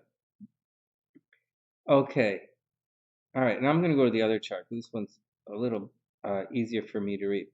So we're going to do it the same way. The first thing we do is we look for, the first thing you guys are going to notice, so watch my hands. Can you guys see my hands? So I'm leaning in, and the first thing I'm doing is going to Chiron, because I always look for the 2 negative things first, right? Chiron and Saturn. All right, so when we look at Chiron at 3 degrees, and then we go up and around, start looking for 3 degrees, you're going to find that the very first thing is right here. Oh, shit! You've got this. Oh, you guys got a fucked up chart. Oh, anyways, okay, calm down. And so here we go. Hey, Ruby, what's up? I hope you're having an amazing day. I hope everything is cool with you. I'm almost done. I'll read your cards in 1 sec. So here we go. So forget about this for a second. This conjunction right here is very, very, very strong, very potent. This is like a Cinderella transit. It's not really a Cinderella transit. That's a little bit different. But it's going to bring a lot of luck into the relationship. A lot. It should be very successful as a couple. But down here, this little Jupiter guy, this Jupiter-Saturn thing is kind of squaring, is definitely squaring the Chiron. It's going to cause a little bit of problems. And then you have to add it up. So 3 degrees. So you can see, and then, it is making an aspect to Venus, but it's an inconjunct, right? It's an inconjunct. It doesn't really count in this type of astrology. Anyways, let's look. 3 degrees, 3 degrees. Not really there. So that's the deal. So maybe you guys fight a lot, but I think from more than likely, you guys are able to accomplish a lot together. Then we look at the 26 degrees of Casey's Chiron, and anything in here. Holy shit, you have it down here. You guys both have it. Well, I'm guessing you guys argue a lot, or it took a while. I don't see you guys arguing a lot, but maybe you guys argue a bit. Maybe it took a while for you guys to get your. I don't think so. Let's see what else. I guess it's okay. I think you guys are a lot luckier as a couple than I might be giving you credit for, or anyone else might be giving you credit for. So a major heads up with that. All right, next. Casey was born under just about to become a new moon. He was born a couple minutes before a new moon, or an hour, half an hour before a new moon. He probably wears his heart on his sleeve. It's not that he's secretive or anything, but maybe he keeps some of his feelings to himself. Neither here nor there. Anyways, Casey's moon's at 22 degrees. And oh wow, so first up, you guys are gonna have obsessive behavior in relationships, and Jaylene is gonna try and control Casey's emotions. Seriously, I'm not joking. Jaylene's Pluto making this aspect to Casey's moon. She's gonna try and not power trip, but she's gonna do things like pull a power game. She's gonna have the emotional control so far in the relationship. All right, 22 degrees right there. This is okay. You guys could probably work very hard together. I think you guys are really good. You guys might make money in real estate, You could put a little, if you put a lot of hard work into real estate, Saturn's here at the bottom of your chart, you could make a lot of money in real estate together if you pushed it. All right, Jaylyn has her Venus in the 7th house. She's supposed to make money in relationships, just letting you guys know. All right, next, 22. Sorry, we're looking at, I went on the outside. Let's go on the inside. So 22 degrees. What does she have at 22 degrees? I mean, you guys could, these are a little far outside. It's for SunnySide Astrology, but you guys could be a bit fun together, a little bit zany, a little bit fun, a little bit dreamy together. And that's it. That's the moon aspect. So I have a feeling, okay, so let's see the other side. So there are control issues in this relationship. I'm just trying to see why you guys, how you guys ended up coming together. There's destiny in the chart. No, they're like without any question, right? The Chiron is here. All right, so let's see. Jayleen's moon is at 4 degrees. Do we have any? Yeah, she loves him. Oh, wow, there you go. Well, there, the moon is making an aspect to Venus right there. That's a very, very strong aspect in relationship astrology. It really does mean there's a lot of love in this relationship. Did we go in the other direction yet? The Sagittarius making this aspect, right? The moon making an aspect of that angle there. I think you guys are going to be really lucky together. So as we're looking at this, it's a bit of a soup. There's, so the big two, like the moon, like there is a love connection. But I have a feeling you guys aren't just like raw lovers, but I think you guys are really good friends as well. In addition to that, I believe you have a lot of destiny in your charts, and I think you guys came together to accomplish something. Yeah, once again, you have destiny. You're definitely supposed to help each other with your past lives and the lessons that you bring into this world. Look at this, it's at 29 degrees, right? This is a movable thing. And so, or it's a cardinal aggressive thing. It's about to get fixed. And so that's the deal. I think Casey is really, in this lifetime, he's going to be going through a major flux, right? Like his energy is changing. He's moving from earthy and nurturing into more communicative and experiential and more fun, right? Not that he's not fun or anything, but because he's Sagittarius, he's obviously fun, but he's moving into more fun and communication, and he's leaving behind some of the stuffy behavior, like he's possessive, but he's trying to be less possessive and more curious, and he's definitely nurturing and loving and smothering, but he's moving forward to be less of that, and that's the deal, and it's a pretty big deal. Okay, so that's the deal on that. So let's see some other connections. So how does the light shine on each other? 24 degrees. Casey's light at 24 degrees. You know, it shines on relationships.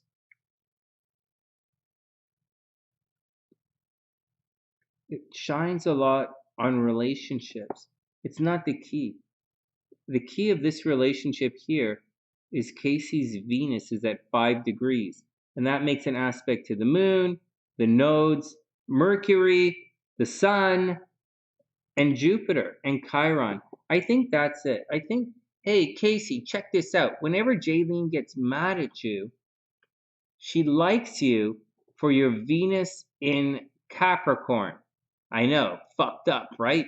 You think, I bet very much you would sit there and think, oh my God, man, it's my Mars in Sagittarius. She loves my humor. She loves when I make jokes. She loves that I'm adventurous. She loves that I'm playful. She loves that I don't take things too seriously. One would think, right? But and she does love that. But it's actually your Venus right here, which is getting hooked in. She's getting hooked in to your Venus. She's getting hooked into your stable nature. I know this is fucked up. Again, I'm going to say it's fucked up. Guys don't really think that. But Jaylene, all of this stuff that I put right here, in addition to all the other stuff, this is, it's hooking in to 5 degrees right here to your Venus. If you look around, you don't really have anything else that's down there that hooking in. So she likes when you're business minded. She likes when you're progressive. She likes when you're thinking about the future. She likes when you're thinking about making money. She likes when you talk about it. And she likes when you, and she very much likes when you have a plan and you're progressive and sturdy. I know, not very romantic, but nevertheless, that's one of the big things she likes about you. And she also likes when you push hard to make her dreams come true, right? Because it's the nose and you have the destiny there. I think that's the deal. Hey, Gabrielle, what's up? I hope you had a super amazing day. All right, next, let's move on. That's the deal, guys. That's what I think. And that's how I do it. That's what I hold out for. I look for what's gonna make you guys successful, and that's it. That's it. You know, Casey has to use his Capricorn.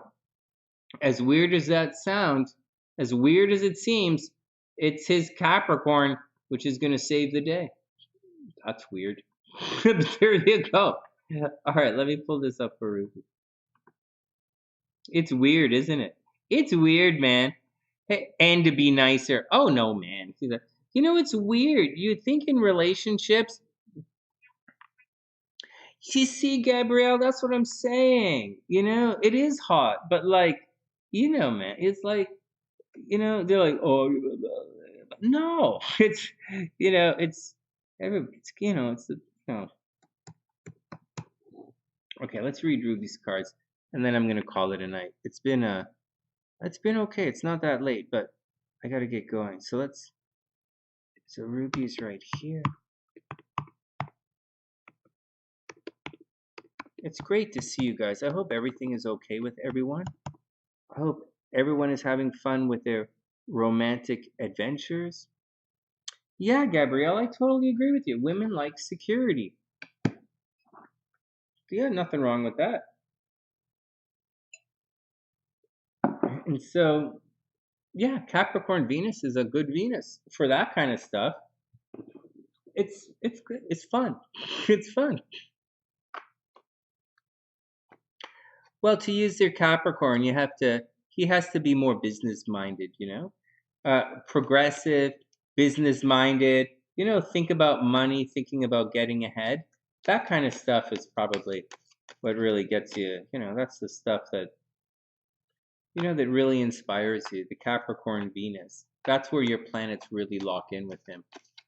And that's the deal. All right, next.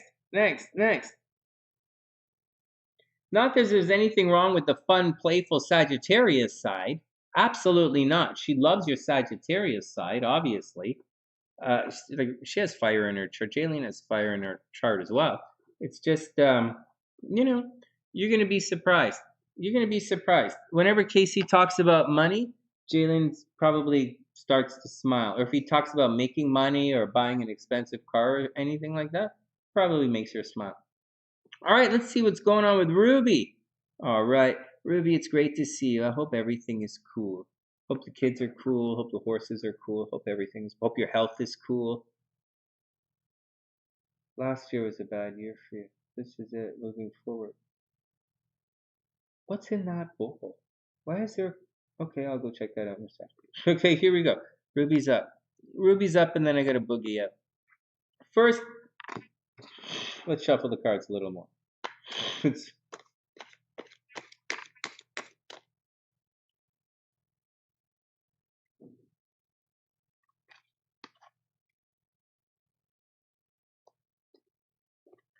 Ruby's up. Holy fuck! Is this the same? And I cut the deck. Okay, Ruby, first up, 7 of Swords reversed. Be careful. 7 of Swords. 7 of Swords reversed. Someone's trying to pull a fast one on you. So be careful. You know, this is it. It's like it's reversed. It's also reversed. So this is stealing in the night. It's ideas. It's someone taking credit for your work. It's someone feeding you false information or half truths, and they're definitely stealing from you. It's not a fight that you necessarily have to lose, because the guy's not going to take everything. He's only going to take 5 of the 7 swords, and he's going to miss the big ones. So just watch out for it. But extra watch out for it because it's right at the cornerstone of this reading right here. So it kind of sets things up for a little trick, for being tricky, and it's reversed. So there's a strong possibility someone's trying to fool you right off the bat. And you really might not see it because it's reversed. Wow, then the death card. Hey, Erica, what's up, playa? I hope you're having a super, super, super amazing day. Death card. Okay, so change is coming for Ruby. I have but don't worry, you're going to spearhead the change. So you're going to make the decision, and you're going to cut out whatever has to be cut out. You see, this looks like death, right, and rebirth.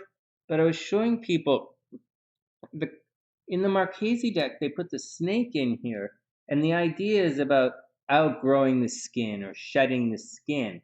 And that's really what the death card means in this situation. It's time to outgrow. You've outgrown something, and it's time to shed it.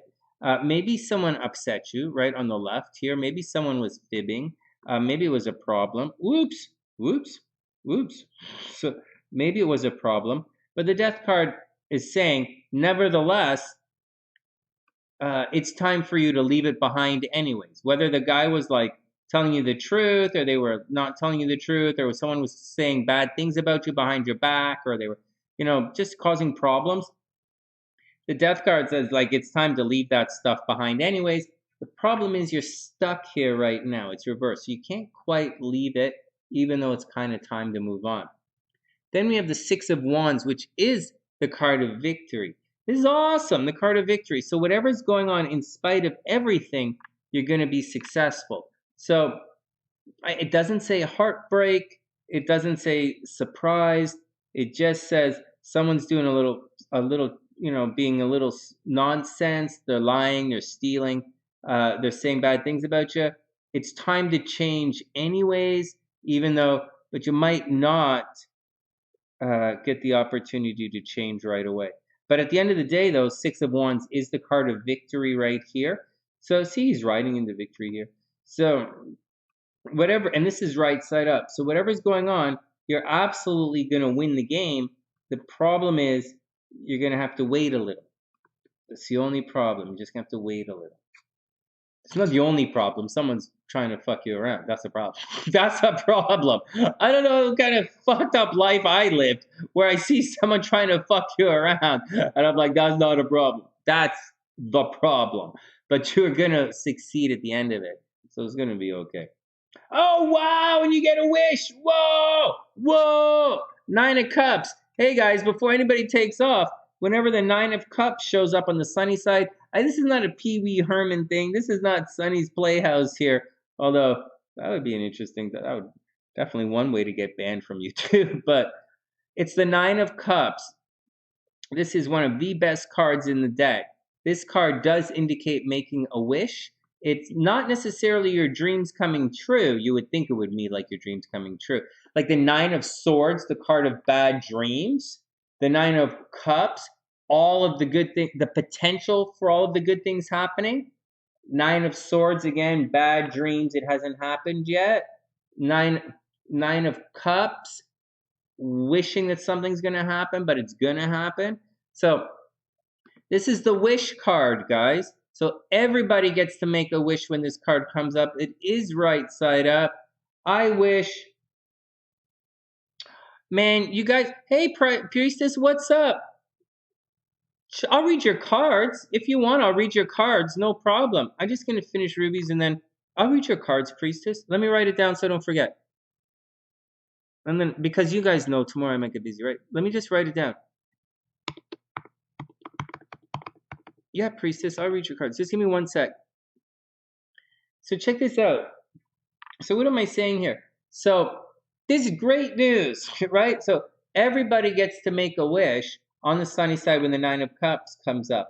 And my wish is I want to do readings for some super famous and super wealthy people. So I want to do I like doing sports astrology. It's fun. It's really difficult and it's fun. I love doing relationships astrology. It's fun. And so that's what I want. I could work harder at it, like do more celebrity charts, but I think that would be a lot of fun. Well, it's either that or I go back to playing my fucking saxophone. I'm not really in the mood to do that these days. So, all right, Nine of Cups, wish time, guys. So everybody gets to make a wish. That's my wish. Obviously, I wish for my parents' health. My parents' health and for health of Sunnysiders. And I hope Ruby meets a new guy. But Ruby doesn't have problems meeting guys. You guys know that. And so, just like Jazz doesn't have problems, Priestess doesn't have, you guys don't have problems. All right, here we go. Nine of Coins reversed. So the nines, right? So Ruby, you're close to something. The nines, back-to-back nines. Nine of coins reversed. Money's going to tighten up a little bit. You might be expecting some money to arrive, like, oops, wrong, like money in the mail, or some kind of business investment is supposed to come through. But with the Nine of Coins, it's reversed. So there's going to be a delay. Your wish is going to happen, but you might have to wait a little bit for it. That's it. Like, it's not really a big deal. It's going to happen, but you have to wait for it. So money is going to be good, but there's a delay with money coming your way. And once again, the Death card is right here. Underneath all of this stuff, you're kind of stuck in a situation right now. It's time to try and get yourself out of it, but you're kind of stuck in it. But you're going to be victorious. Six of Wands, you're going to win. Then we have the Page of Swords. It's reversed. Someone's being a little immature with their words and their thinking. Someone might not be, Page of Swords, right? Someone might not be seeing the bigger picture. And so, like, they're just not doing it. And you're going to, as a result, you guys might fight and then you might end up in some kind of trouble. Maybe someone is being immature with their words, immature with their actions. I believe that with the Page of Swords in this situation, I believe it's leading to someone is seeing small picture and limited thinking. It's reverse. Oh, goodness. It's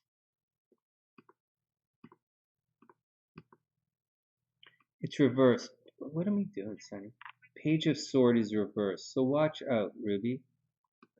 So you get to make a wish. You are going to be victorious. You just have to go through all of this nonsense. You know, you have to go through the Seven of Swords reverse. Someone's going to try and steal something for you. You're going to have to let them go. The Nine of Coins, money is slow to come in, but it's coming. Page of Swords reverse. Someone's being immature. They're saying silly things. Someone's probably running around saying some stupid shit. But you're going to be successful. Then the Knight of Coins. This is really good. And it's right at the top here. It's you probably running around from money or comfort and security. But Knight of Coins, maybe money is arriving from a distance. But Ruby, you should be working your butt off right now. Knight of Coins. Why so complicated, Sonny? Knight of Coins. So Ruby, you know, running around for money, working your butt off, rushing around, doing things for comfort and safety and security. That's what's going on. It could be like buying a saddle for a horse, you know, or it could be, you know, rushing around with your investments, you know, not rushing around, but running around, filling out the paperwork, doing all of your stuff. Then we have the Queen of Cups. This might be an extremely emotional time. Watch out. There's a situation coming up where you might need a shoulder to lean on, or you might need, or someone else is going to want to lean on your shoulder. But nevertheless, this is all right side up, so it's going to be fine. I think what's going to happen is you might end up with a big cry. You guys are going to might have a big cry, and then everything is going to work out. Everything is going to be fine. It's a nurturing time. This looks pretty good. It just says that you have a couple of people who are trying to dick around. But aside of that, you're good, and your money is good, and you should make a wish, and you get a wish. So one step at a time. And tomorrow chart read, no problem, Priestess. Yeah, that'll be good. Three of Swords, Ruby reversed. So I think so. This is heartbreak energy, right? It's reversed. So something.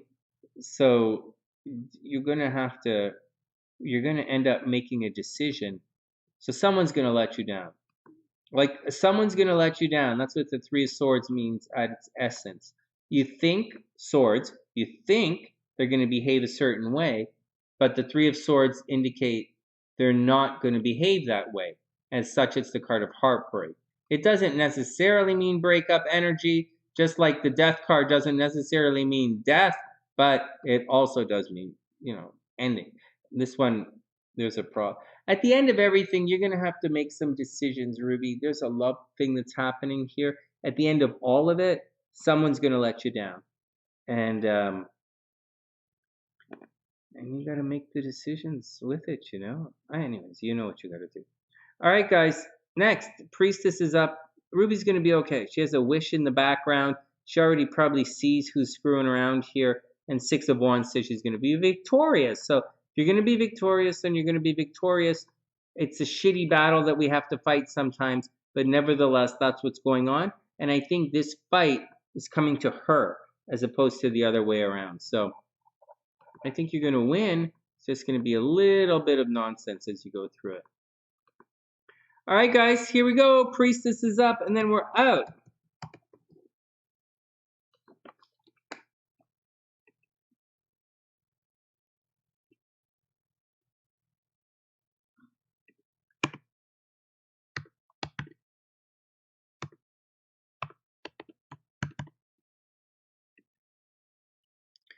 Here we go. Yeah, we'll be on tomorrow. We'll do it tomorrow, and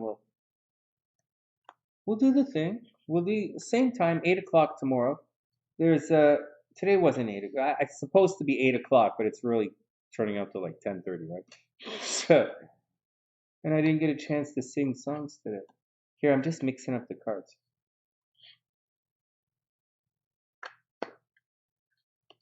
I hope everybody had an amazing day. It's great to see you guys.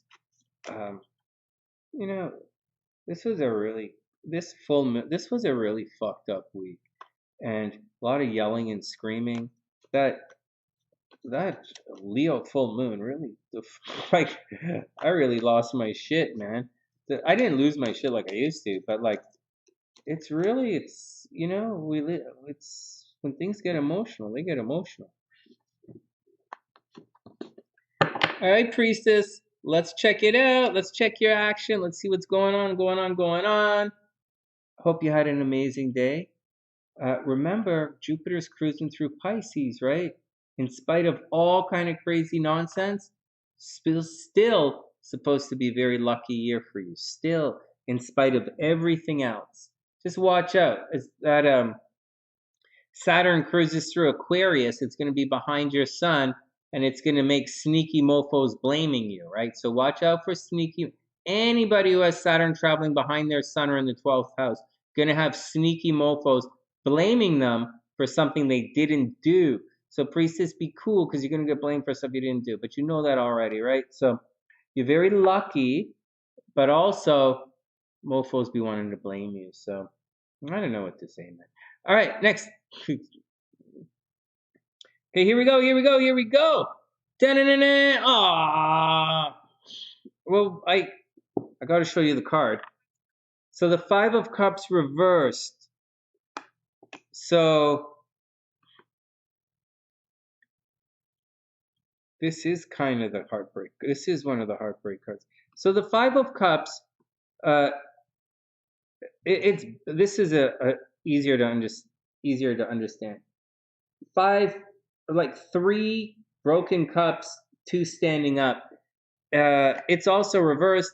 This means there's a major, you guys know the fives are always problems, right? So it's fives are Mars, and so Priestess, you have some emotional despair coming your way. You have a little bit of heartbreak coming your way. Someone is probably going to let you down as well, and it's reversed, so there's probably nothing you can really do about it. You're going to have to be there for someone else for better or worse, you're going to have to be there for someone else who's probably not necessarily going to be there for you. Right? But like, yeah, it's kind of, you know, so, right? But like, you know, you kind of got to do it. Oh, for goodness sakes. And then it's the Six of Coins. So it looks like someone's going to need some money from you. Not the Sunny Side. It's like Six of Coins is the card of charity. And so you have, and it doesn't mean necessarily that you are asking for charity or someone else. It's not like that word. It's more like there's a discrepancy in finances. Like you're going to be hanging around with someone who's really wealthy, or someone who's really, or you're going to be hanging around with someone who doesn't have any money. And that's what's going on. Someone might ask for a loan, or someone might ask to borrow some money from you. It is going to be a little bit upsetting, you know, but you're going to have to deal with it. Hey, Bunny, what's up? The readings, I'm actually going to take off right now, but the readings are, there's a link right at the top of the chat. You can use PayPal, or you can use YouTube Super Chat. And that's how you do it. Not a big deal. It's pretty easy here. So that's the deal, Priestess. So that's how it starts. This is a better way to look at it. You see, he's offering that, the Libra symbol, but he's actually leaving the money in the background. It also it also means money, but with strings attached. So watch out about that. Oh, shucks. Then we have the Seven of Cups reversed. The Seven of Cups is all about options, and it's all about all the wonderful things that you can accomplish. And yeah, believe it or not, the Seven of Cups, you will be good with any of these ideas. Unfortunately, it's reversed. And the Seven of Cups indicates being paralyzed. Remember, the sevens kind of put the brakes on. If we look at the Wands, Six of Wands, card of victory, right? Six of Wands, victory. Yay! And then Seven of Wands, it stops the party and people come back. They're like, hey, the peeps are rising up. They're second guessing you. And so that's the thing. You know, the Seven of Coins, right? You've planted all your crops. Now it's time to stop and let everything grow. Seven of Cups. You have all this emotion and all these ideas and things to do, but you can't do it. Your emotions are paralyzed. You don't know what to put your action into. And Priestess, that's what you're going in right now, except that it's because it's reversed, you might not even be able to think of any options right now. You might not see all of the options around you. Nevertheless, you do have a lot of options right now. The only problem is someone on the team is not pulling their weight, and that's what I wouldn't get too mad at them. I don't think it's an anger thing. I think you're going to get disappointed and upset with them. Someone's not going to be able to pull their weight. You're not necessarily going to have any ideas for them. It might be a little frustrating. Holy jeez. And at the end, though, you have the Magician. This is a great card. So the Magician bodes well for not necessarily a new beginning, let's say, but the Magician is definitely getting on with things. Like, it's not the Fool card. It's not the Empress. It's not like the Star card or the Moon. It's the Magician. Tarot is down the road. It's not the Fool, right? Tarot is down the road and he meets the Magician. Tarot is ready for an adventure. So Priestess, you're ready for an adventure. This card is in reverse. It's not like you're going to meet. It's not. Reversed, I'd say, oh my God, a trickster is coming your way. Some broke-ass motherfucker is going to come and try and steal your Kwan. No, that's not happening. It's the Magician. It's manifesting time. So someone's going to come along and you're going to see the potential in yourself. You're going to be jazzed up. You're going to be ready to go and play your own cards, your own number. You're going to take a chance on yourself, and you should. All of this looks pretty good. It's just you might not see the path. But you know what, Priestess? You know what I believe? I believe even if you don't see the path, you have to keep your feet moving. And I think this is a situation where even though Seven of Cups reverses, even if you don't see the path, you still have to keep your feet moving. And I think if you magician things up, magician, man, manifest it. This is the card of manifestation. It's Mercury energy. It's very fast. It's very thinking. I think, you should put your manifestation gloves on and just get down to it and expect. You should right now be expecting bullshit to fly in every time you blink. And so, but when someone's bullshit comes in, you got your own shit you got to do. So, you got to do it. I love you, but not now.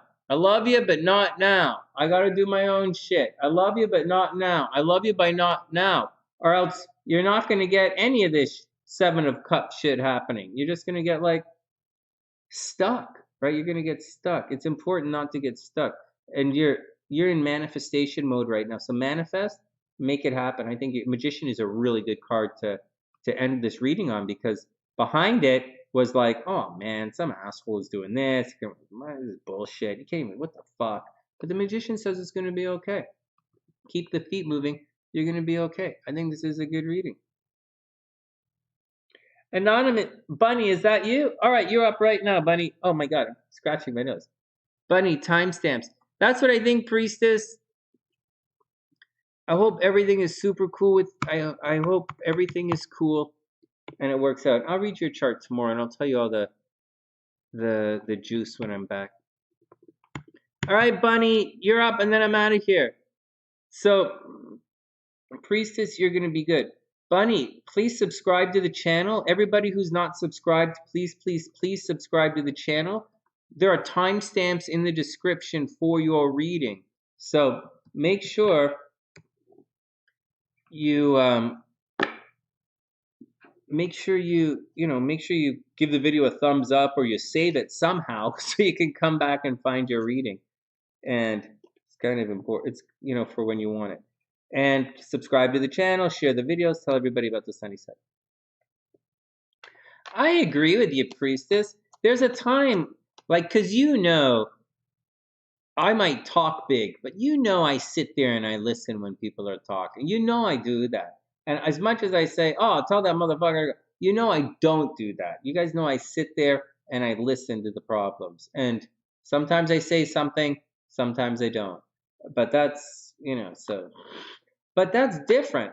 I'm not really doing much. All I'm doing right now is this. I'm not writing kind of writing a book in the background. But I started writing my books, and it's haven't written a book in 2 years. I haven't done this in I haven't really done anything. So, and I'm not doing anything because I have a very big thing that I'm doing that I've been doing for a while. It's not going to make me any money of any kind, but it absolutely has to be done. And that's taking all of my energy, and it will take it all for the rest of the year. And God, please bless my parents and my wife and my wife's mom, and we'll take it all from there.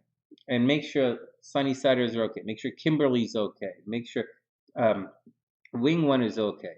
Check on W Couch. Make sure Kazizi's okay. Make sure. All right, let's move on. All right, Bunny's up. Here we go, Bunny. Here we go. Stay out of trouble. Stay out of trouble. Stay out of trouble. And here we go. Stay out of trouble. Hey, Bunny, the Four of Wands. What a good card. Oh, thank goodness. Okay, thank goodness. Oh, I hope the rest of the cards are good. Oh my God. For those guys who are new here, holy geez, we went through about almost 3 weeks where we had the worst cards kept coming up for everybody, for the horoscopes. I switched decks a couple of times. Oh, it was horrible. All right, Four of Wands. So this is, some people, like Gabrielle calls this the card of marriage. I call this the card of moving on. It's the Four of Wands. It's the final decan of Aries. It means you've finished everything. It means you've done all the work. You've received the awards. You've finished everything you're here to do. It's time to move on to the next level. It's right side up. It does mean you're going to have success. It does mean things are going to work out, but it also means it's time to move forward. But this kind of Aries energy, if you don't do it, it's going to be gone. So Bunny, be prepared to move. It's not saying be prepared to move. It's saying this, you're entering into a spell of good times. Then we have the Ace of Coins removed. Gemini is the Magician card. No. The Magician is ruled by Mercury. The Magician is ruled by Mercury, and Gemini rules the Lovers, and Virgo rules the Hermit. So that's how it lines up. All right, next. This is Aries energy. The next, Ace of Coins reversed. So with Ace of Coins reversed, it's a possibility that you could be very lucky in money, but it's going to be delayed. Okay, so this card is reversed. So there's a delay.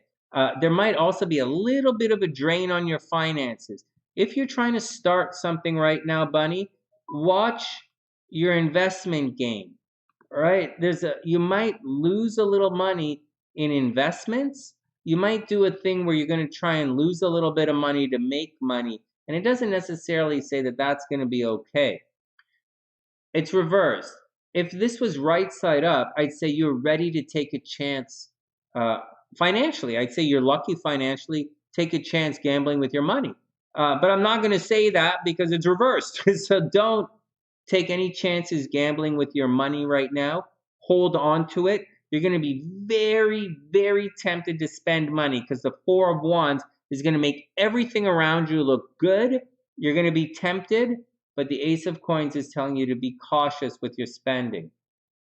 Holy crapola. Then we have the World card. Ah, thanks, Bunny. Very cool. Then we have the World card, and the World card is, it's arriving back at the beginning. Now, I don't think you're going to get into a relationship with an ex or anything. It's more along the lines of you look around the room and you're like, hey, I've been here before. This is the same kind of stuff. It's the same type of team. It's the same type of job. It's the same type of this. These guys are saying the same shit. It's time for me to pack up and move on to something bigger and better. So, Bunny, you're not supposed to take chances. The Ace of Coins is reversed, but you are supposed to move on to the next level. Also, astrologically, Mars and Venus are conjunct right now, so it's a very, very good time to put a lot of Mars energy into making your dreams and your money and your relationships come true. Excuse me. And you should be naturally good at it because the World card is going to say, hey, man, I've already done this. I know how to do this. You just time to take it up to the next level. Karma looks good. Whatever happens, karma looks good. And finally, surprise, surprise, we do have the Lovers card. There you go. And the Lovers is Gemini energy. And it's reversed though, so watch out. This card usually means someone's going to come along to change your mind. Because like if you're single and some girl comes along and you're like, it's going to change your mind pretty quick. So like someone's going to come along to change your mind. But it also means you might fall in love. This card, the Lovers, is Gemini energy. That's why we don't say things with the Lovers like you're going to fall in love, but we say things like it's going to change your mind because this is actually Mercury energy. It's not a water sign card. But it's reversed. So be careful. Someone's going to come along and you might fall in love with them. They might be quite persuasive, but there's a possibility that they're going to change your mind. They're going to be pushing their own agenda, right? They're going to change their mind for their own outcome. But the World card says, you've been here before. You're going to see it. Nobody's going to be able to pull a fast one on you. You know what's going on. You see the game. You know a player when you see one. And then you're going to immediately drop your pants, pull out your wallet, and have a good time that night. And I'll see you on Monday for another read. That's what's going on. That's what's going on, Bunny. I hope everything is cool, man. But that's what's looking up for your reading. Someone's coming along. It might take a little bit of time for you to, like if you're looking for love, someone's coming along. It just might take a little bit of time for it to work out. Like this is going to definitely happen. You just have to somehow write this card. But to write the card, all you got to do is take a little bit of time and work it out. Like maybe you meet someone who's in a relationship and you're like, shit, I got to go break that couple up. You know, maybe you do that. You got to do that. Or like, you know, maybe you go apply for a job and, you know, the company's leaning too heavily towards someone else. You know, you got to push a bitch down the stairs. You know, there's shit you got to do to get this happening. But I don't think it's going to be a problem because the world card says you ain't afraid to cut a bitch. So you've been here before. That's all I'm saying. All right. Don't take it literally. Don't take it literally. So, don't take it literally. All right, guys. I hope everyone had a super amazing day. This was a lot of fun. Thanks for hanging out. Thanks for letting me read your cards. Thanks for letting me look at your astrological charts. Thank you, thank you, thank you for supporting the sunny side. And I really appreciate it. This is my job now. Until I get back to performing, this is my job. And that's the deal. All right, guys. I wish everyone the absolute best of a super beautiful night. I really do. I'll be back. I should be back tomorrow, obviously. And I didn't do the horoscopes for the weekend. I apologize. And we'll do the horoscopes anyways, we'll be back for readings tomorrow. And then and then on Sunday we're gonna do the horoscopes. And that's it. I don't see myself doing astrology for the All-Star game. That doesn't make sense. It's and so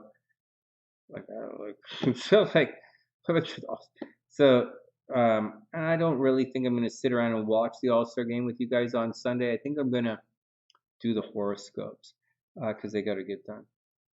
All right, guys, that's the deal. It's time to get out of here.